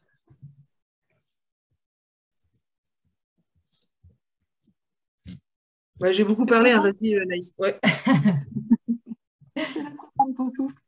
Alors en fait, ce sont justement les modalités de chaque cahier des charges. C'est pour ça que c'est une instruction qui est un petit peu plus complexe à mettre en œuvre, parce que chaque région donc, a son propre cahier des charges, comme ça a été dit. Donc il faut après que tout cela soit validé. Donc voilà, et ça peut être des conditions qui sont différentes au sein des partenariats, donc pour chaque partenaire industriel ou pour les laboratoires. Donc voilà, il faut vraiment prendre le temps. C'est un petit peu plus compliqué quand les partenaires sont pas dans les mêmes régions. Mais ça reste extrêmement intéressant parce que, évidemment, c'est pas les cahiers des charges les plus nombreux qui permettent de collaborer avec des acteurs en dehors de sa région. Donc voilà, c'est plus compliqué, mais c'est nécessaire et très intéressant. Voilà. Oui, le fait de pouvoir avoir des projets intra-régionaux, c'est vraiment très intéressant parce qu'on a souvent des compétences qui ne sont pas présentes en Bretagne et qu'on a besoin d'aller chercher dans une autre région. Et souvent, on a affaire à des appels à projets soit nationaux qui sont un peu plus volumineux et donc durs à écrire et très concurrentiels. Et donc, du coup, il faut déposer au niveau national. Alors que celui-là qui est en région, finalement, vous avez un lien avec vos financeurs régionaux, avec votre territoire qui est quand même beaucoup plus présent. Et vous pouvez quand même aller chercher des compétences qui ne sont pas présentes sur votre territoire et avoir une chance d'être financé quand même, parce que les cahiers des charges ne sont pas liés uniquement à la région en question. Donc ça, c'est vraiment intéressant. Ça arrive souvent, en fait, qu'on ait un labo ici, une entreprise là. Et donc, du coup, c'est vraiment un appel à projet très bien pour ça. Voilà. Après, là, on part du principe que la question concernait l'IDEMO régionalisé. Oui, pardon, c'est vrai. Oui, je pense. Oui. Vu l'heure, ça concerne l'IDEMO régionalisé. Oui, exactement. C'était à 10h. Donc, je pense que c'était effectivement IDEMO régionalisé. Ouais. Voilà, si c'est dans le cadre de IDEMO, là, tout le monde est logé à la même enseigne. C'est BPI échelle nationale qui prend le pas. Donc, voilà, tous les acteurs du territoire national sont considérés comme de la même manière. Donc, voilà, ça, c'est vraiment deux choses bien distinctes. Oui, tout à fait. Et puis la deuxième question pour IDEMO Bretagne. Si le siège social est à Paris et le centre de recherche à Rennes, on est bien d'accord que les dépenses à Rennes sont prises automatiquement en Bretagne et qu'il n'y a pas lieu de mettre BPI dans la boucle. Alors, c'est pas tout à fait ça, mais je vous laisse répondre, Gwen ou Anaïs. Vas-y, Anaïs. Oui, normalement, oui. Sachant que de toute façon... Pardon. C'est le lieu où sont réalisés les travaux de R&D. Donc, à partir de là, si les travaux de R&D sont bien réalisés dans le laboratoire qui est situé à Rennes, à partir de là, il n'y a pas de souci. En fait, peut-être Anaïs, je complète. En fait, BPI est automatiquement dans la boucle. C'est plutôt ça le principe, c'est de dire que c'est un appel à projet qui est cofinancé par les régions et BPI, d'ailleurs BPI en région et pas national pour le coup sur ces appels à projets-là, et que du coup, en fait, tout le monde est dans la boucle, et il y a un moment donné, si le projet est retenu, on s'arrangera pour le financer. Certains partenaires seront financés par BPI, d'autres par les régions, mais ça, c'est entre guillemets une popote interne, et on fléchera les partenaires sur un financeur ou un autre.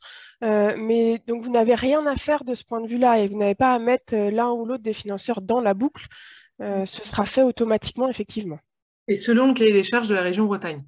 Ouais. C'est ça, voilà. Ou d'autres régions, s'il y a des partenaires d'autres régions.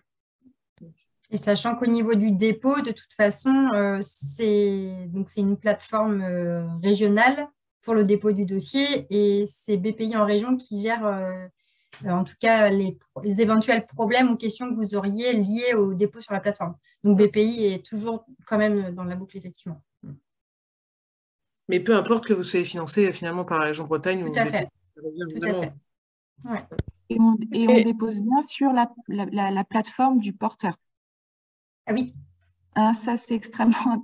Oui, tu peux peut-être leur préciser, oui, Anaïs. Oui, parce qu'on a eu le cas, si vous avez donc un partenariat où les partenaires sont diffus sur le territoire, vous déposez bien un seul dossier qu'au niveau de la région donc, où est implanté le porteur du projet, et après, voilà, ça sera redispatché.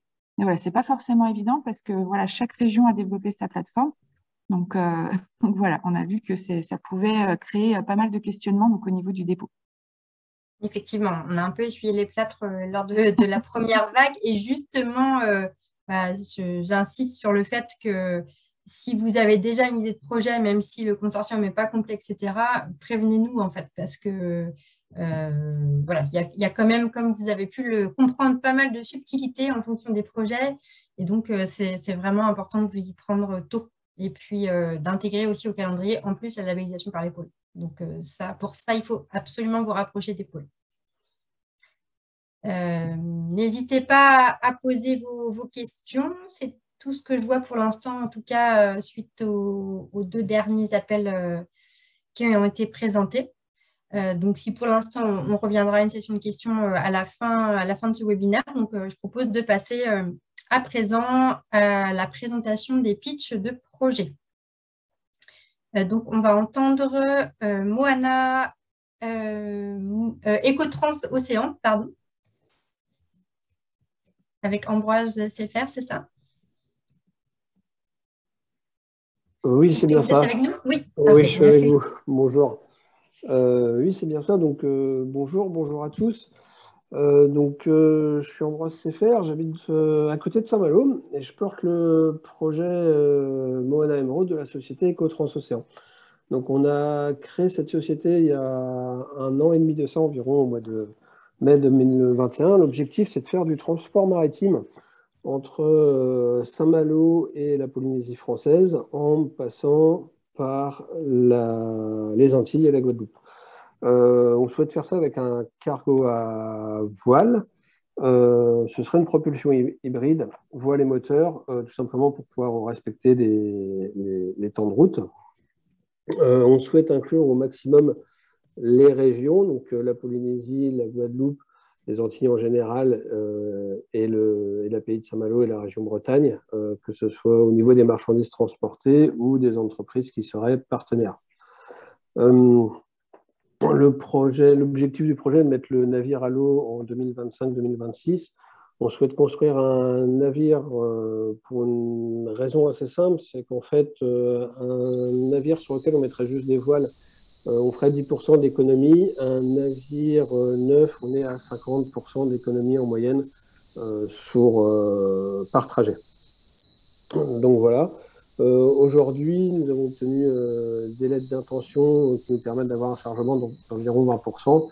Et il y a une réelle demande pour la Polynésie parce que la Polynésie est en dehors des routes commerciales principales et ils ont donc des soucis d'approvisionnement et aussi d'export, même s'ils exportent peu à l'heure actuelle. Aujourd'hui, donc on est dans la recherche de chargeurs. Les chargeurs, donc c'est des clients qui pourraient nous amener de la marchandise sur notre navire. Et aussi, nous sommes en recherche de financement pour pouvoir développer ce projet. Et nous avons besoin de compétences donc, en communication, parce qu'un projet comme ça, s'il n'y a pas de pub, c'est très difficile à développer. Et aussi des experts en financement, parce que les montages sont assez compliqués. On parle d'un projet qui s'élève pour la construction du navire à 25 millions d'euros, et en ajoutant les voiles dessus, il y a 3,5 millions de voiles. Pour l'instant, la filière est en train de se structurer et tout n'est pas réellement mis en place, que ce soit au niveau industriel pour les ailes, pour les voiles, qu'au niveau financier. Donc voilà. Merci pour cette présentation. Merci. Merci. On va passer à la mairie de Plouédec et donc on va entendre Yvon Simon. Bonjour, oui, je suis aussi avec vous. Donc, je représente une collectivité locale, territoriale, qui est une mairie. Je ne sais pas si je rentre vraiment dans les critères que vous avez présentés depuis le début, mais enfin, je vais présenter quand même mon projet. Voilà, il s'agit pour une petite commune littorale, la commune de Plouédec, située dans les Côtes-d'Armor, entre Lannion et Saint-Brieuc, qui désire faire valoir un petit peu les activités économiques maritimes de sa région. Voilà. Donc, il y a par exemple sur le territoire littoral de cette commune une activité ostréicole qui représente environ 10% de la production française d'huîtres creuses. Il y a également un gisement de coquilles Saint-Jacques tout près, qui est l'un des plus grands gisements de coquilles Saint-Jacques d'Europe. Et disons que bon, ça ne transférait pas du tout quand on visite la région, quand on aborde les sujets. Donc c'est pour cela qu'on a voulu valoriser un petit peu le territoire par son économie maritime en procédant à la création d'une scénographie dynamique maritime dans un local qui se trouve dans un réaménagement du centre-bourg de la commune. Donc, ça représente un investissement déjà au niveau de la rénovation de 500 000 € environ. Nous avons l'aval, évidemment. Nous avons des contacts avec les professionnels les socio-économiques, les professionnels de la mer, les pêcheurs, les ostréiculteurs, des scientifiques de biologie marine, des associations environnementales Donc, nous voulions regrouper dans Terre, donc à la vue de tous, et également des touristes, et surtout des touristes, puisque ça pourrait se faire, disons, en collaboration avec les services touristiques de l'agglomération d'André-Papole. Et voilà, donc dans cette scénographie, on pourrait présenter quelques propositions d'exposition de coquillages de Bretagne. Déjà, bon, ça, ce sont des choses concrètes, vraiment. On pourrait présenter l'évolution de la faune et de la flore, puisque on a une association environnementale qui collabore avec un organisme scientifique, le Saint-Malo. On pourrait présenter également tout ce qui est activité pêche à pied sur les strands de la région papolaise. Organiser également des visites sur le terrain, etc. Voilà. Donc, je suis, si vous voulez, à la recherche d'une aide pour l'établissement de ce dossier, qui est pour l'instant simplement un pré-dossier, et également à la recherche de partenaires financiers qui pourraient nous aider dans ce domaine.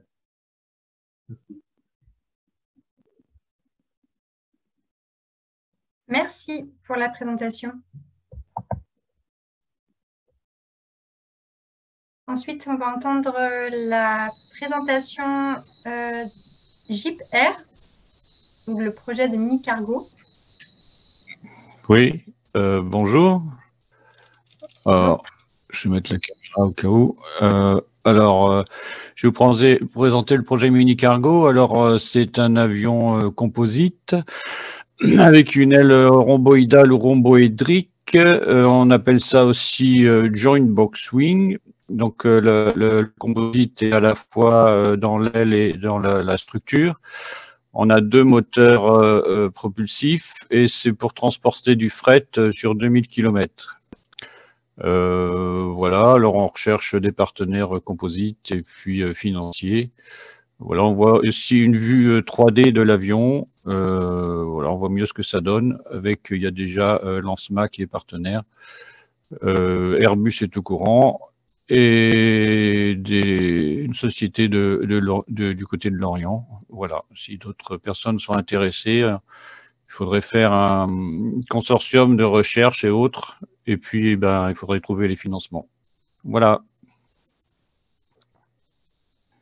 Merci pour la présentation. Alors, sachant que les slides sont renvoyés donc à l'issue de ce webinaire avec des contacts, donc si vous souhaitez contacter les différents présentateurs.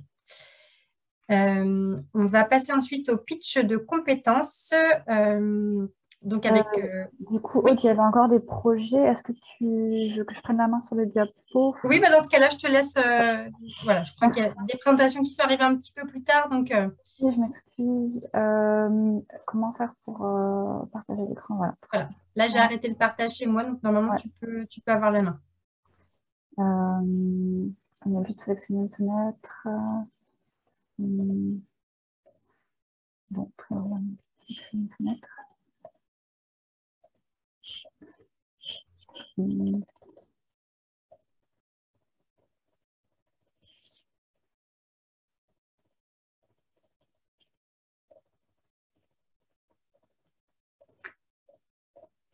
Et voilà. Mince, je suis trop rapide. Aurélie Cordel, du coup.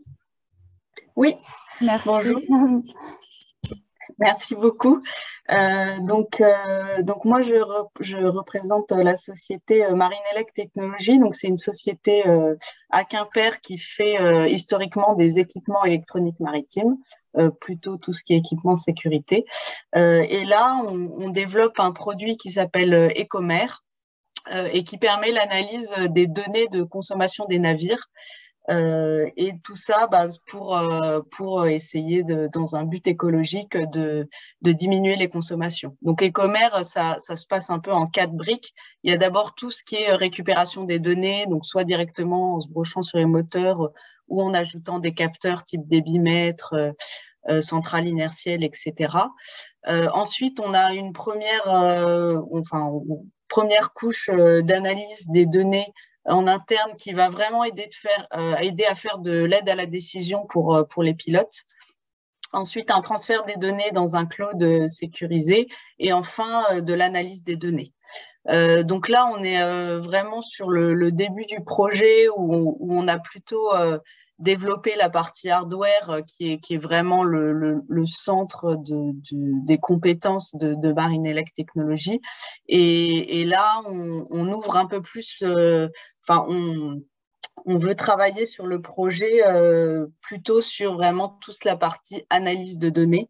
Donc, en ce moment, sur le projet, on a fait un bon panel de remontée de besoins clients et aussi d'études de marché sur savoir quels produits existent déjà et qu'est-ce qui est en demande et qu'on n'a pas encore. Et aujourd'hui, notre demande, voilà. Là, on est aussi en train de voir si on peut trouver des partenaires pour toute la partie qu'on maîtrise un peu moins, donc qui est toute la partie logicielle, analyse des données ou développement d'applications web, etc. Voilà. Donc, si vous êtes intéressé, n'hésitez pas à me contacter. Merci. Désolée, j'ai été trop vite. Du coup, pour présenter 3DTex. Oui, bonjour. Je m'appelle Alban, Alban Gaulier, je travaille chez 3DTex. Donc, je vais vous présenter. 3DTex, c'est une entreprise qui produit toutes sortes de produits textiles. Sa technologie, que l'on peut apparenter à une imprimante 3D pour textile, donc sans couture ni déchets, permet de produire aujourd'hui en France, dans le secteur de l'habillement, des pulls et des bonnets à prix compétitif. Et dans le secteur de l'automobile, donc aujourd'hui, on fait des housses de siège automobiles, dont les exigences technico-économiques sont intransigeantes. Donc demain, l'entreprise souhaite se positionner d'autant plus sur le secteur de la mobilité en développant donc des bagages, des sacs, des housses. Comme on pouvait le voir sur la slide juste avant, on n'en voit pas forcément, dans le secteur des EPI, des cagoules, des gants techniques, des dispositifs renforcés. Dans le secteur dit médical, on souhaiterait aussi développer des dispositifs de compression. On voit ton écran, Clémence. Juste. Et dans le secteur du sport, donc des t-shirts techniques ou encore des tiges de chaussures de sport, comme on voyait dans la slide précédente. Donc les atouts de 3DTex, c'est une entreprise donc technologique avec une solution qui est économique pour le développement de produits textiles, notamment donc, grâce à son process sans couture. C'est aussi une entreprise réactive et écologique, donc de par son pôle R&D, entièrement dédié au développement de produits techniques sans déchets. Donc n'hésitez pas à nous contacter pour toute demande d'information et aussi si vous souhaitez donc développer des produits textiles techniques sans couture à la pointe de la technologie et de l'ère de la relocalisation et du respect de l'environnement. Merci pour votre écoute.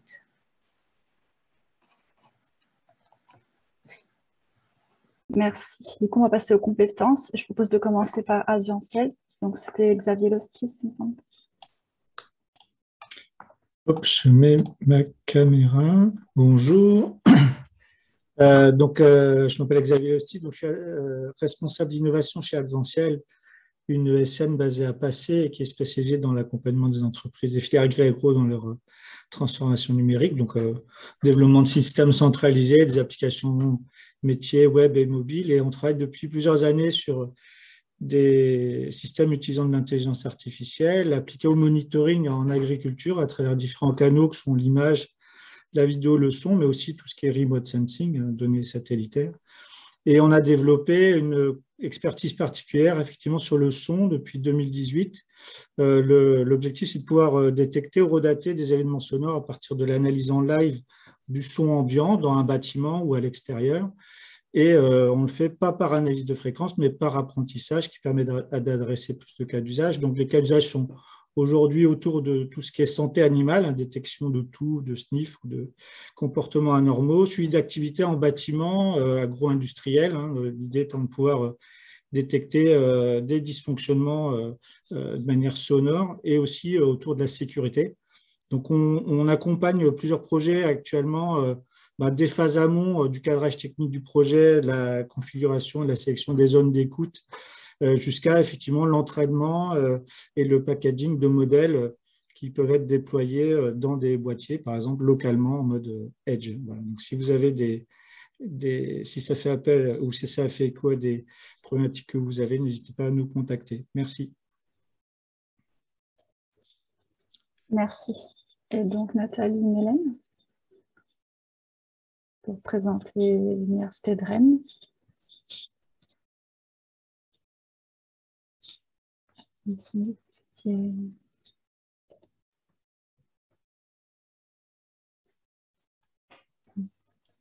Madame Mélène, est-ce que vous êtes parmi nous? Il faut mettre le micro, Nathalie. Ouais.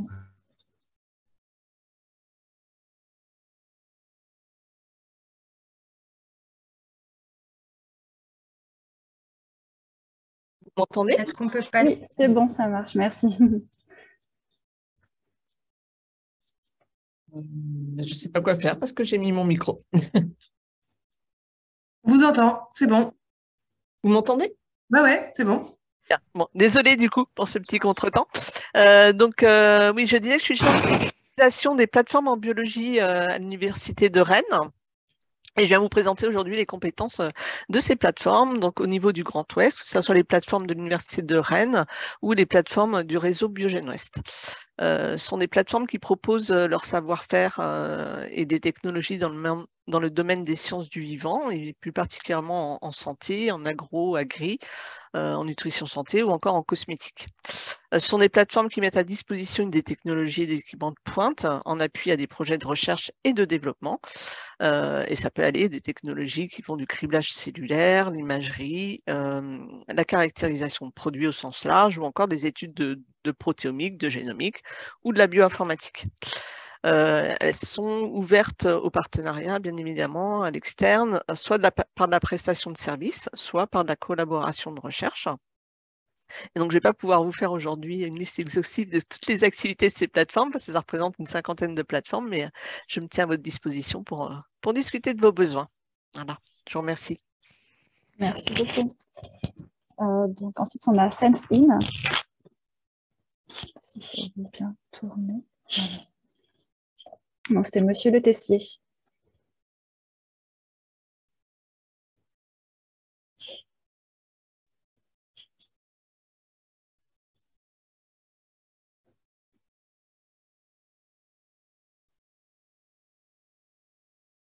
Bonjour, est-ce que vous m'entendez? Oui. Je vais allumer la vidéo. Je ne sais pas si vous me voyez, je n'ai pas le contrôle. L'essentiel, c'est on vous entend. C'est parfait. Bien. Bonjour, donc Patrice Le Tessier, je suis le directeur général de SenseIn. Je me rends compte que on aurait pu également être dans la partie projet. Là, on est dans la partie compétences. En fait, on a à la fois des produits qui sont en TRL très avancés et d'autres sur des TRL plus bas. SenseIn, en fait, fonctionnalise les matériaux composites. On a développé depuis un peu plus de 4 ans maintenant des nanocapteurs qui sont sensibles à la fois à la déformation, certains à la pression, au délaminage, température, tout ça dans le domaine des composites. Donc, les applications, en fait, nos capteurs qu'on peut voir sur la photo en haut à droite se présentent sous forme de tape très fine, de 150 microns d'épaisseur, qu'on peut intégrer à cœur de composite, soit pour suivre et optimiser la fabrication pendant le process, ce qu'on appelle le process monitoring des pièces composites. Ça permet de réduire les taux de rebut, d'optimiser les temps dans les autoclaves, donc des gains d'énergie, d'avoir des gains de qualité également lors de la fabrication de pièces complexes en composite. Et un deuxième champ d'application aussi, c'est de suivre le comportement en usage de ces matériaux composites, ce qu'on appelle le Structural Health Monitoring, ce qui permet de faire de la maintenance prédictive ou préventive avec des alertes sur des comportements anormaux, des déformations, des dépassements de seuil ou des endommagements, et ainsi sécuriser et optimiser l'exploitation. Les cas d'application, les cas d'usage sur lesquels on travaille et sur lesquels on a également des projets en cours, on peut le voir sur les photos en bas. Donc la photo en bas à gauche montre un réservoir à hydrogène pour l'automobile qui va être instrumenté avec nos capteurs pour surveiller la déformation de ce réservoir pour éviter évidemment un éclatement potentiel. L'éolien offshore pour la maintenance prédictive et préventive. On va pouvoir aussi avoir nos capteurs dans tout ce qui est protection pour les forces spéciales, les protections balistiques, puisque souvent les matériaux composites en surface, quand ils ont une dégradation, ça ne se voit pas obligatoirement. Par contre, à l'intérieur, s'il y a une déformation, un impact, on va perdre toutes les propriétés de dureté du matériau, donc il est bon de le détecter. Évidemment, dans le nautisme, sur les foils, par exemple, des mocas, de bateaux. Et aujourd'hui, on fait notamment partie du programme Carbo for Power, qui est piloté au niveau européen. Donc, on peut être à la fois dans les projets et dans les compétences. Voilà, je vous remercie. Merci. Ensuite, on avait Kereval, du coup, avec Alain Ribaud. Oui, bonjour à tous. Alain Ribaud, moi je suis le directeur technique de la société Kereval. Donc on est un laboratoire d'ingénierie de test. Donc notre expertise, notre métier, c'est de pouvoir accompagner nos clients pour mieux tester. Et ça passe notamment par le déploiement aussi de bandes de tests automatiques qui peuvent être intégrées dans les processus de développement et de réalisation de nos clients. Là, j'ai fait un focus sur deux expertises principales qu'on a. Une expertise en cybersécurité, Yannick en a présenté une petite partie tout à l'heure, et une expertise aussi de tests basés intelligence artificielle. Notamment, on a commencé à développer donc un banc de tests pour évaluer la robustesse d'application, notamment en injectant du bruit dans les données pour voir comment est-ce que les modèles peuvent résister. Et donc, on recherche des partenaires justement pour continuer à développer cette expertise dans le domaine de l'intelligence artificielle, de tests de systèmes basés intelligence artificielle, donc pour mettre en place de nouvelles techniques. Et notamment, ce qui nous intéresse aussi, c'est de regarder quel est l'impact du Edge AI, donc le déploiement d'intelligence artificielle dans le Edge, avec des problématiques de quels sont les impacts sur les déploiements des modèles, sur l'adaptation des modèles au matériel et justement, voilà, qu'est-ce que ça peut engendrer derrière. Et puis, étendre justement nos mécanismes d'évaluation de performance et de robustesse. Donc, voilà. Merci à tous. Merci beaucoup. Après, on avait Jérôme Simon pour présenter l'Institut Maupertuis. Bonjour, donc, Jérôme Simon, conseiller technologique à l'Institut Maupertuis. Nous sommes un centre de ressources technologiques en procédés industriels innovants. Sur les différents procédés sur lesquels on travaille, je vais vous en présenter deux sur lesquels en fait, on a développé des choses intéressantes. L'un en fabrication additive métallique, fil, fusion soit arc électrique qu'on appelle le WAM, soit fusion laser, le VLAM. Donc, c'est deux technologies pour lesquelles on travaille sur des projets par rapport au développement des procédés et pour les rendre de plus en plus matures, pour les rendre accessibles aux industriels. Donc, on travaille sur du titane, de l'inox, de l'acier, de l'alu. Nous avons des cellules d'inertage d'assez grande dimension, de 1 m3 à 9 m3. Nos procédés sont robotisés, donc on peut envisager de grandes tailles de pièces. Nous avons une autre technologie qui s'appelle le FSW pour Friction Stir Welding. Donc, nous avons du soudage par friction malaxage sur principalement de l'aluminium, cuivre ou magnésium. Et en fait, c'est une soudure froide qui se fait en phase solide, donc qui garde des bonnes propriétés mécaniques, qui est continue et sans apport de matière, donc très intéressante pour l'allègement, et qui soude tous les types d'alus, même les alus dits non soudables en série 2000 et 7000, qui ont des très bonnes caractéristiques mécaniques. Et on a développé du static shoulder, donc en fait, il y a deux technologies, une avec tout l'outil qui tourne, donc c'est un pion en rotation avec un épaulement, et on a développé avec un épaulement fixe, nous, où il n'y a que le pion qui tourne, donc qui donne des caractéristiques très intéressantes et beaucoup moins d'efforts sur la pièce et moins de déformation. Vous voyez qu'on travaille sur des procédés qui sont robotisés avec des robots très forte charge. Les procédés, nous, vient de développer dernièrement le corner static shoulder, c'est-à-dire qu'en fait, ici, on peut venir souder en fait en angle droit une tôle sur une autre tôle avec une soudure, comme vous voyez sur la coupe, une soudure de part et d'autre de cette tôle verticale qui permet de faire des broutons constitués pour des raidisseurs, par exemple, d'ailes d'avion, choses comme ça. Donc, en fait, c'est une technologie qui a beaucoup d'avenir, surtout l'aéronautique, l'automobile, l'aérospatiale actuellement, mais ouverte à beaucoup d'autres projets, comme les plaques froides, par exemple, radiateurs, refroidisseurs, d'électronique de puissance. Voilà, n'hésitez pas à revenir vers nous pour détailler un peu ces technologies qui ne sont pas encore très connues, on va dire, au niveau de l'industrie. Voilà, merci beaucoup. On souhaitait ensuite présenter l'ANSES, un laboratoire de l'ANSES.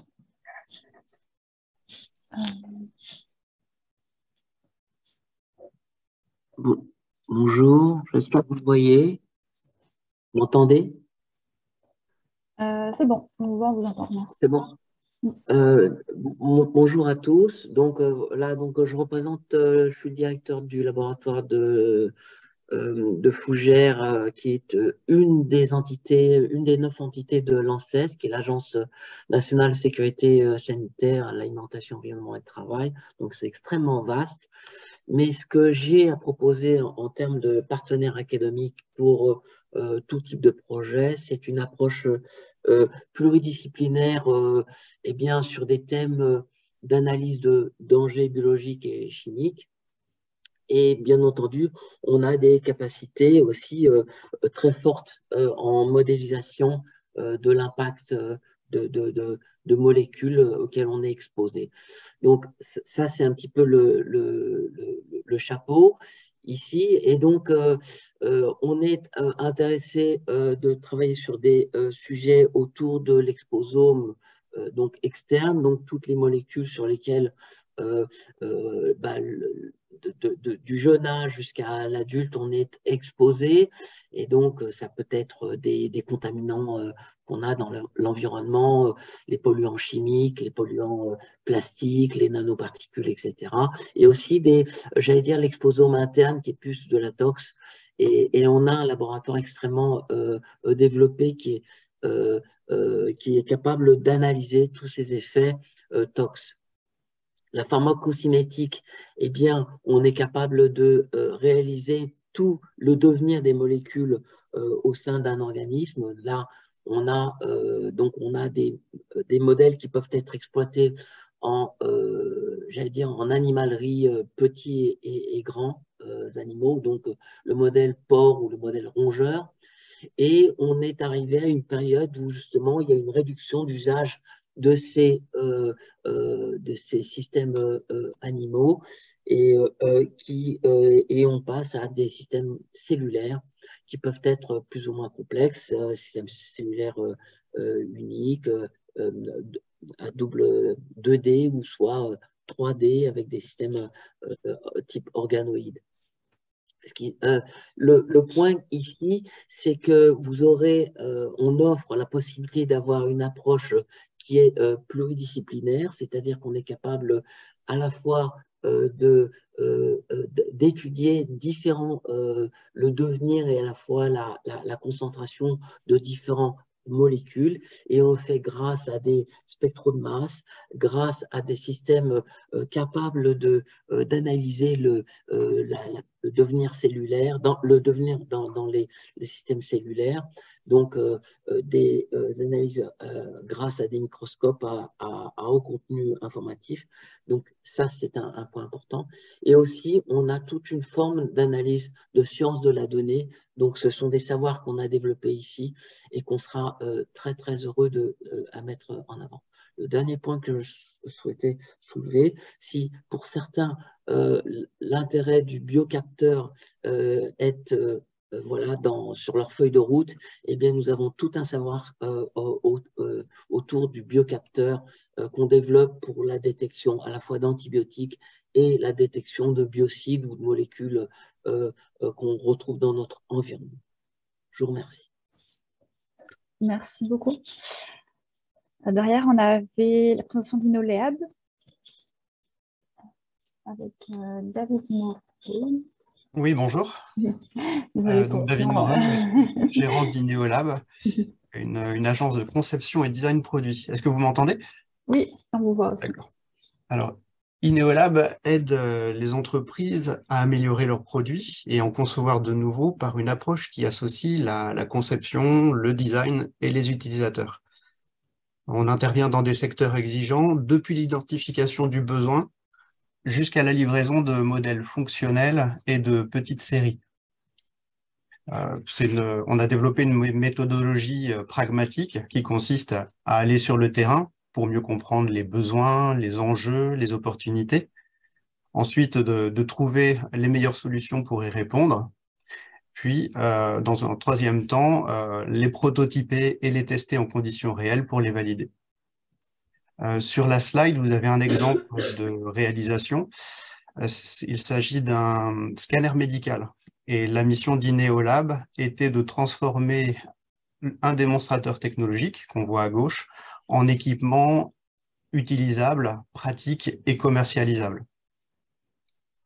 Le modèle fonctionnel qui a été livré l'année dernière aux clients est actuellement en cours d'utilisation pour des essais cliniques. Quelques exemples de travaux pour intégrer les facteurs humains et valoriser le projet. Ça peut être de travailler sur le besoin pour garantir l'adéquation du produit avec. C'est aussi de concevoir un design attractif qui va inspirer confiance. On peut aussi produire des visuels pour communiquer et fabriquer un modèle de démonstrateur fonctionnel pour pouvoir le tester.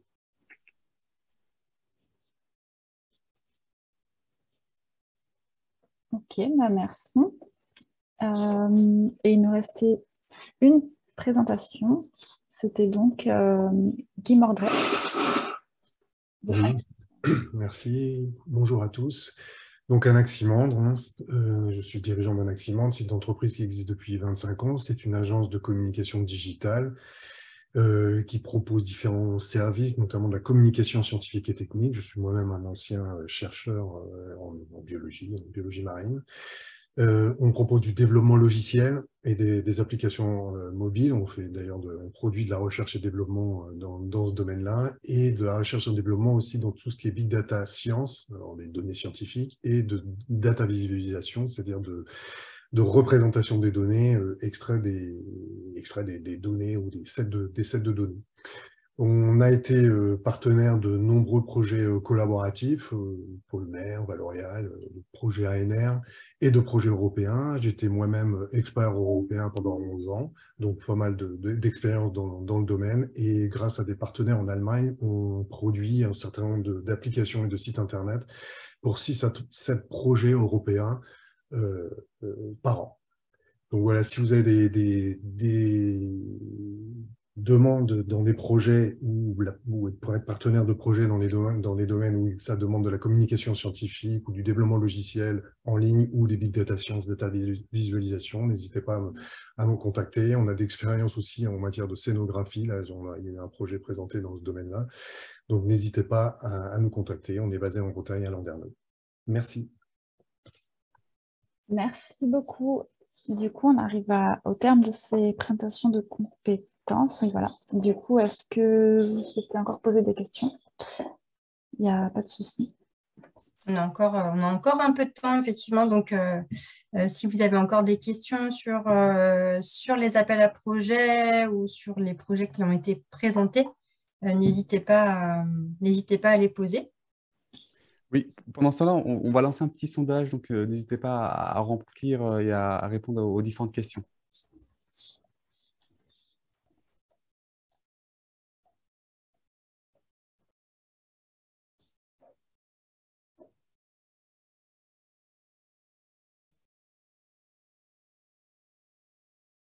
Merci Pierre. Donc, comme indiqué plus tôt, les slides vous seront envoyés, ainsi que le replay du webinaire que vous pourrez consulter. Pierre, je crois que donc, une personne dit qu'on ne peut pas voter visiblement. Alors, je ne sais En pas fait, si c'est le cas pour tout le monde. en fait, seuls les spectateurs peuvent voter, les panélistes Ah, d'accord, c'est ça. ne peuvent pas voter. Voilà, c'est ça la petite Ok. distinction.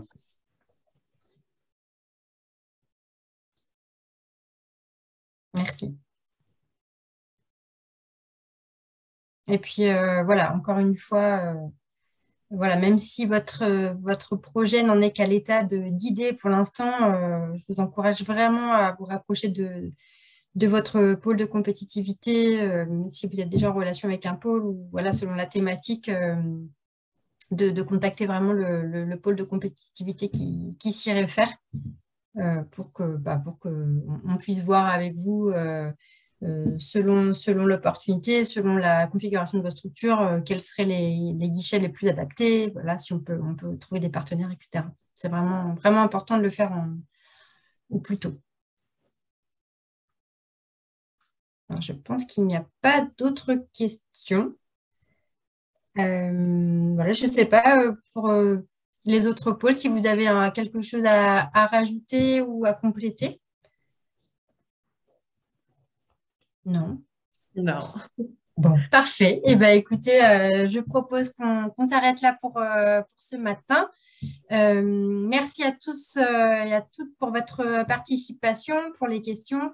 Et puis, on vous envoie ces éléments assez vite. Et puis, j'espère qu'on vous retrouvera très bientôt sur les différents projets qui seront accompagnés par les pôles prochainement. Je vous souhaite une très bonne journée à tous et à toutes. Merci beaucoup. Merci et bonne journée. Merci à vous. Au revoir. Au revoir. Merci, au revoir. Merci, au revoir. Au revoir. Au revoir. Merci, au revoir, bonne journée.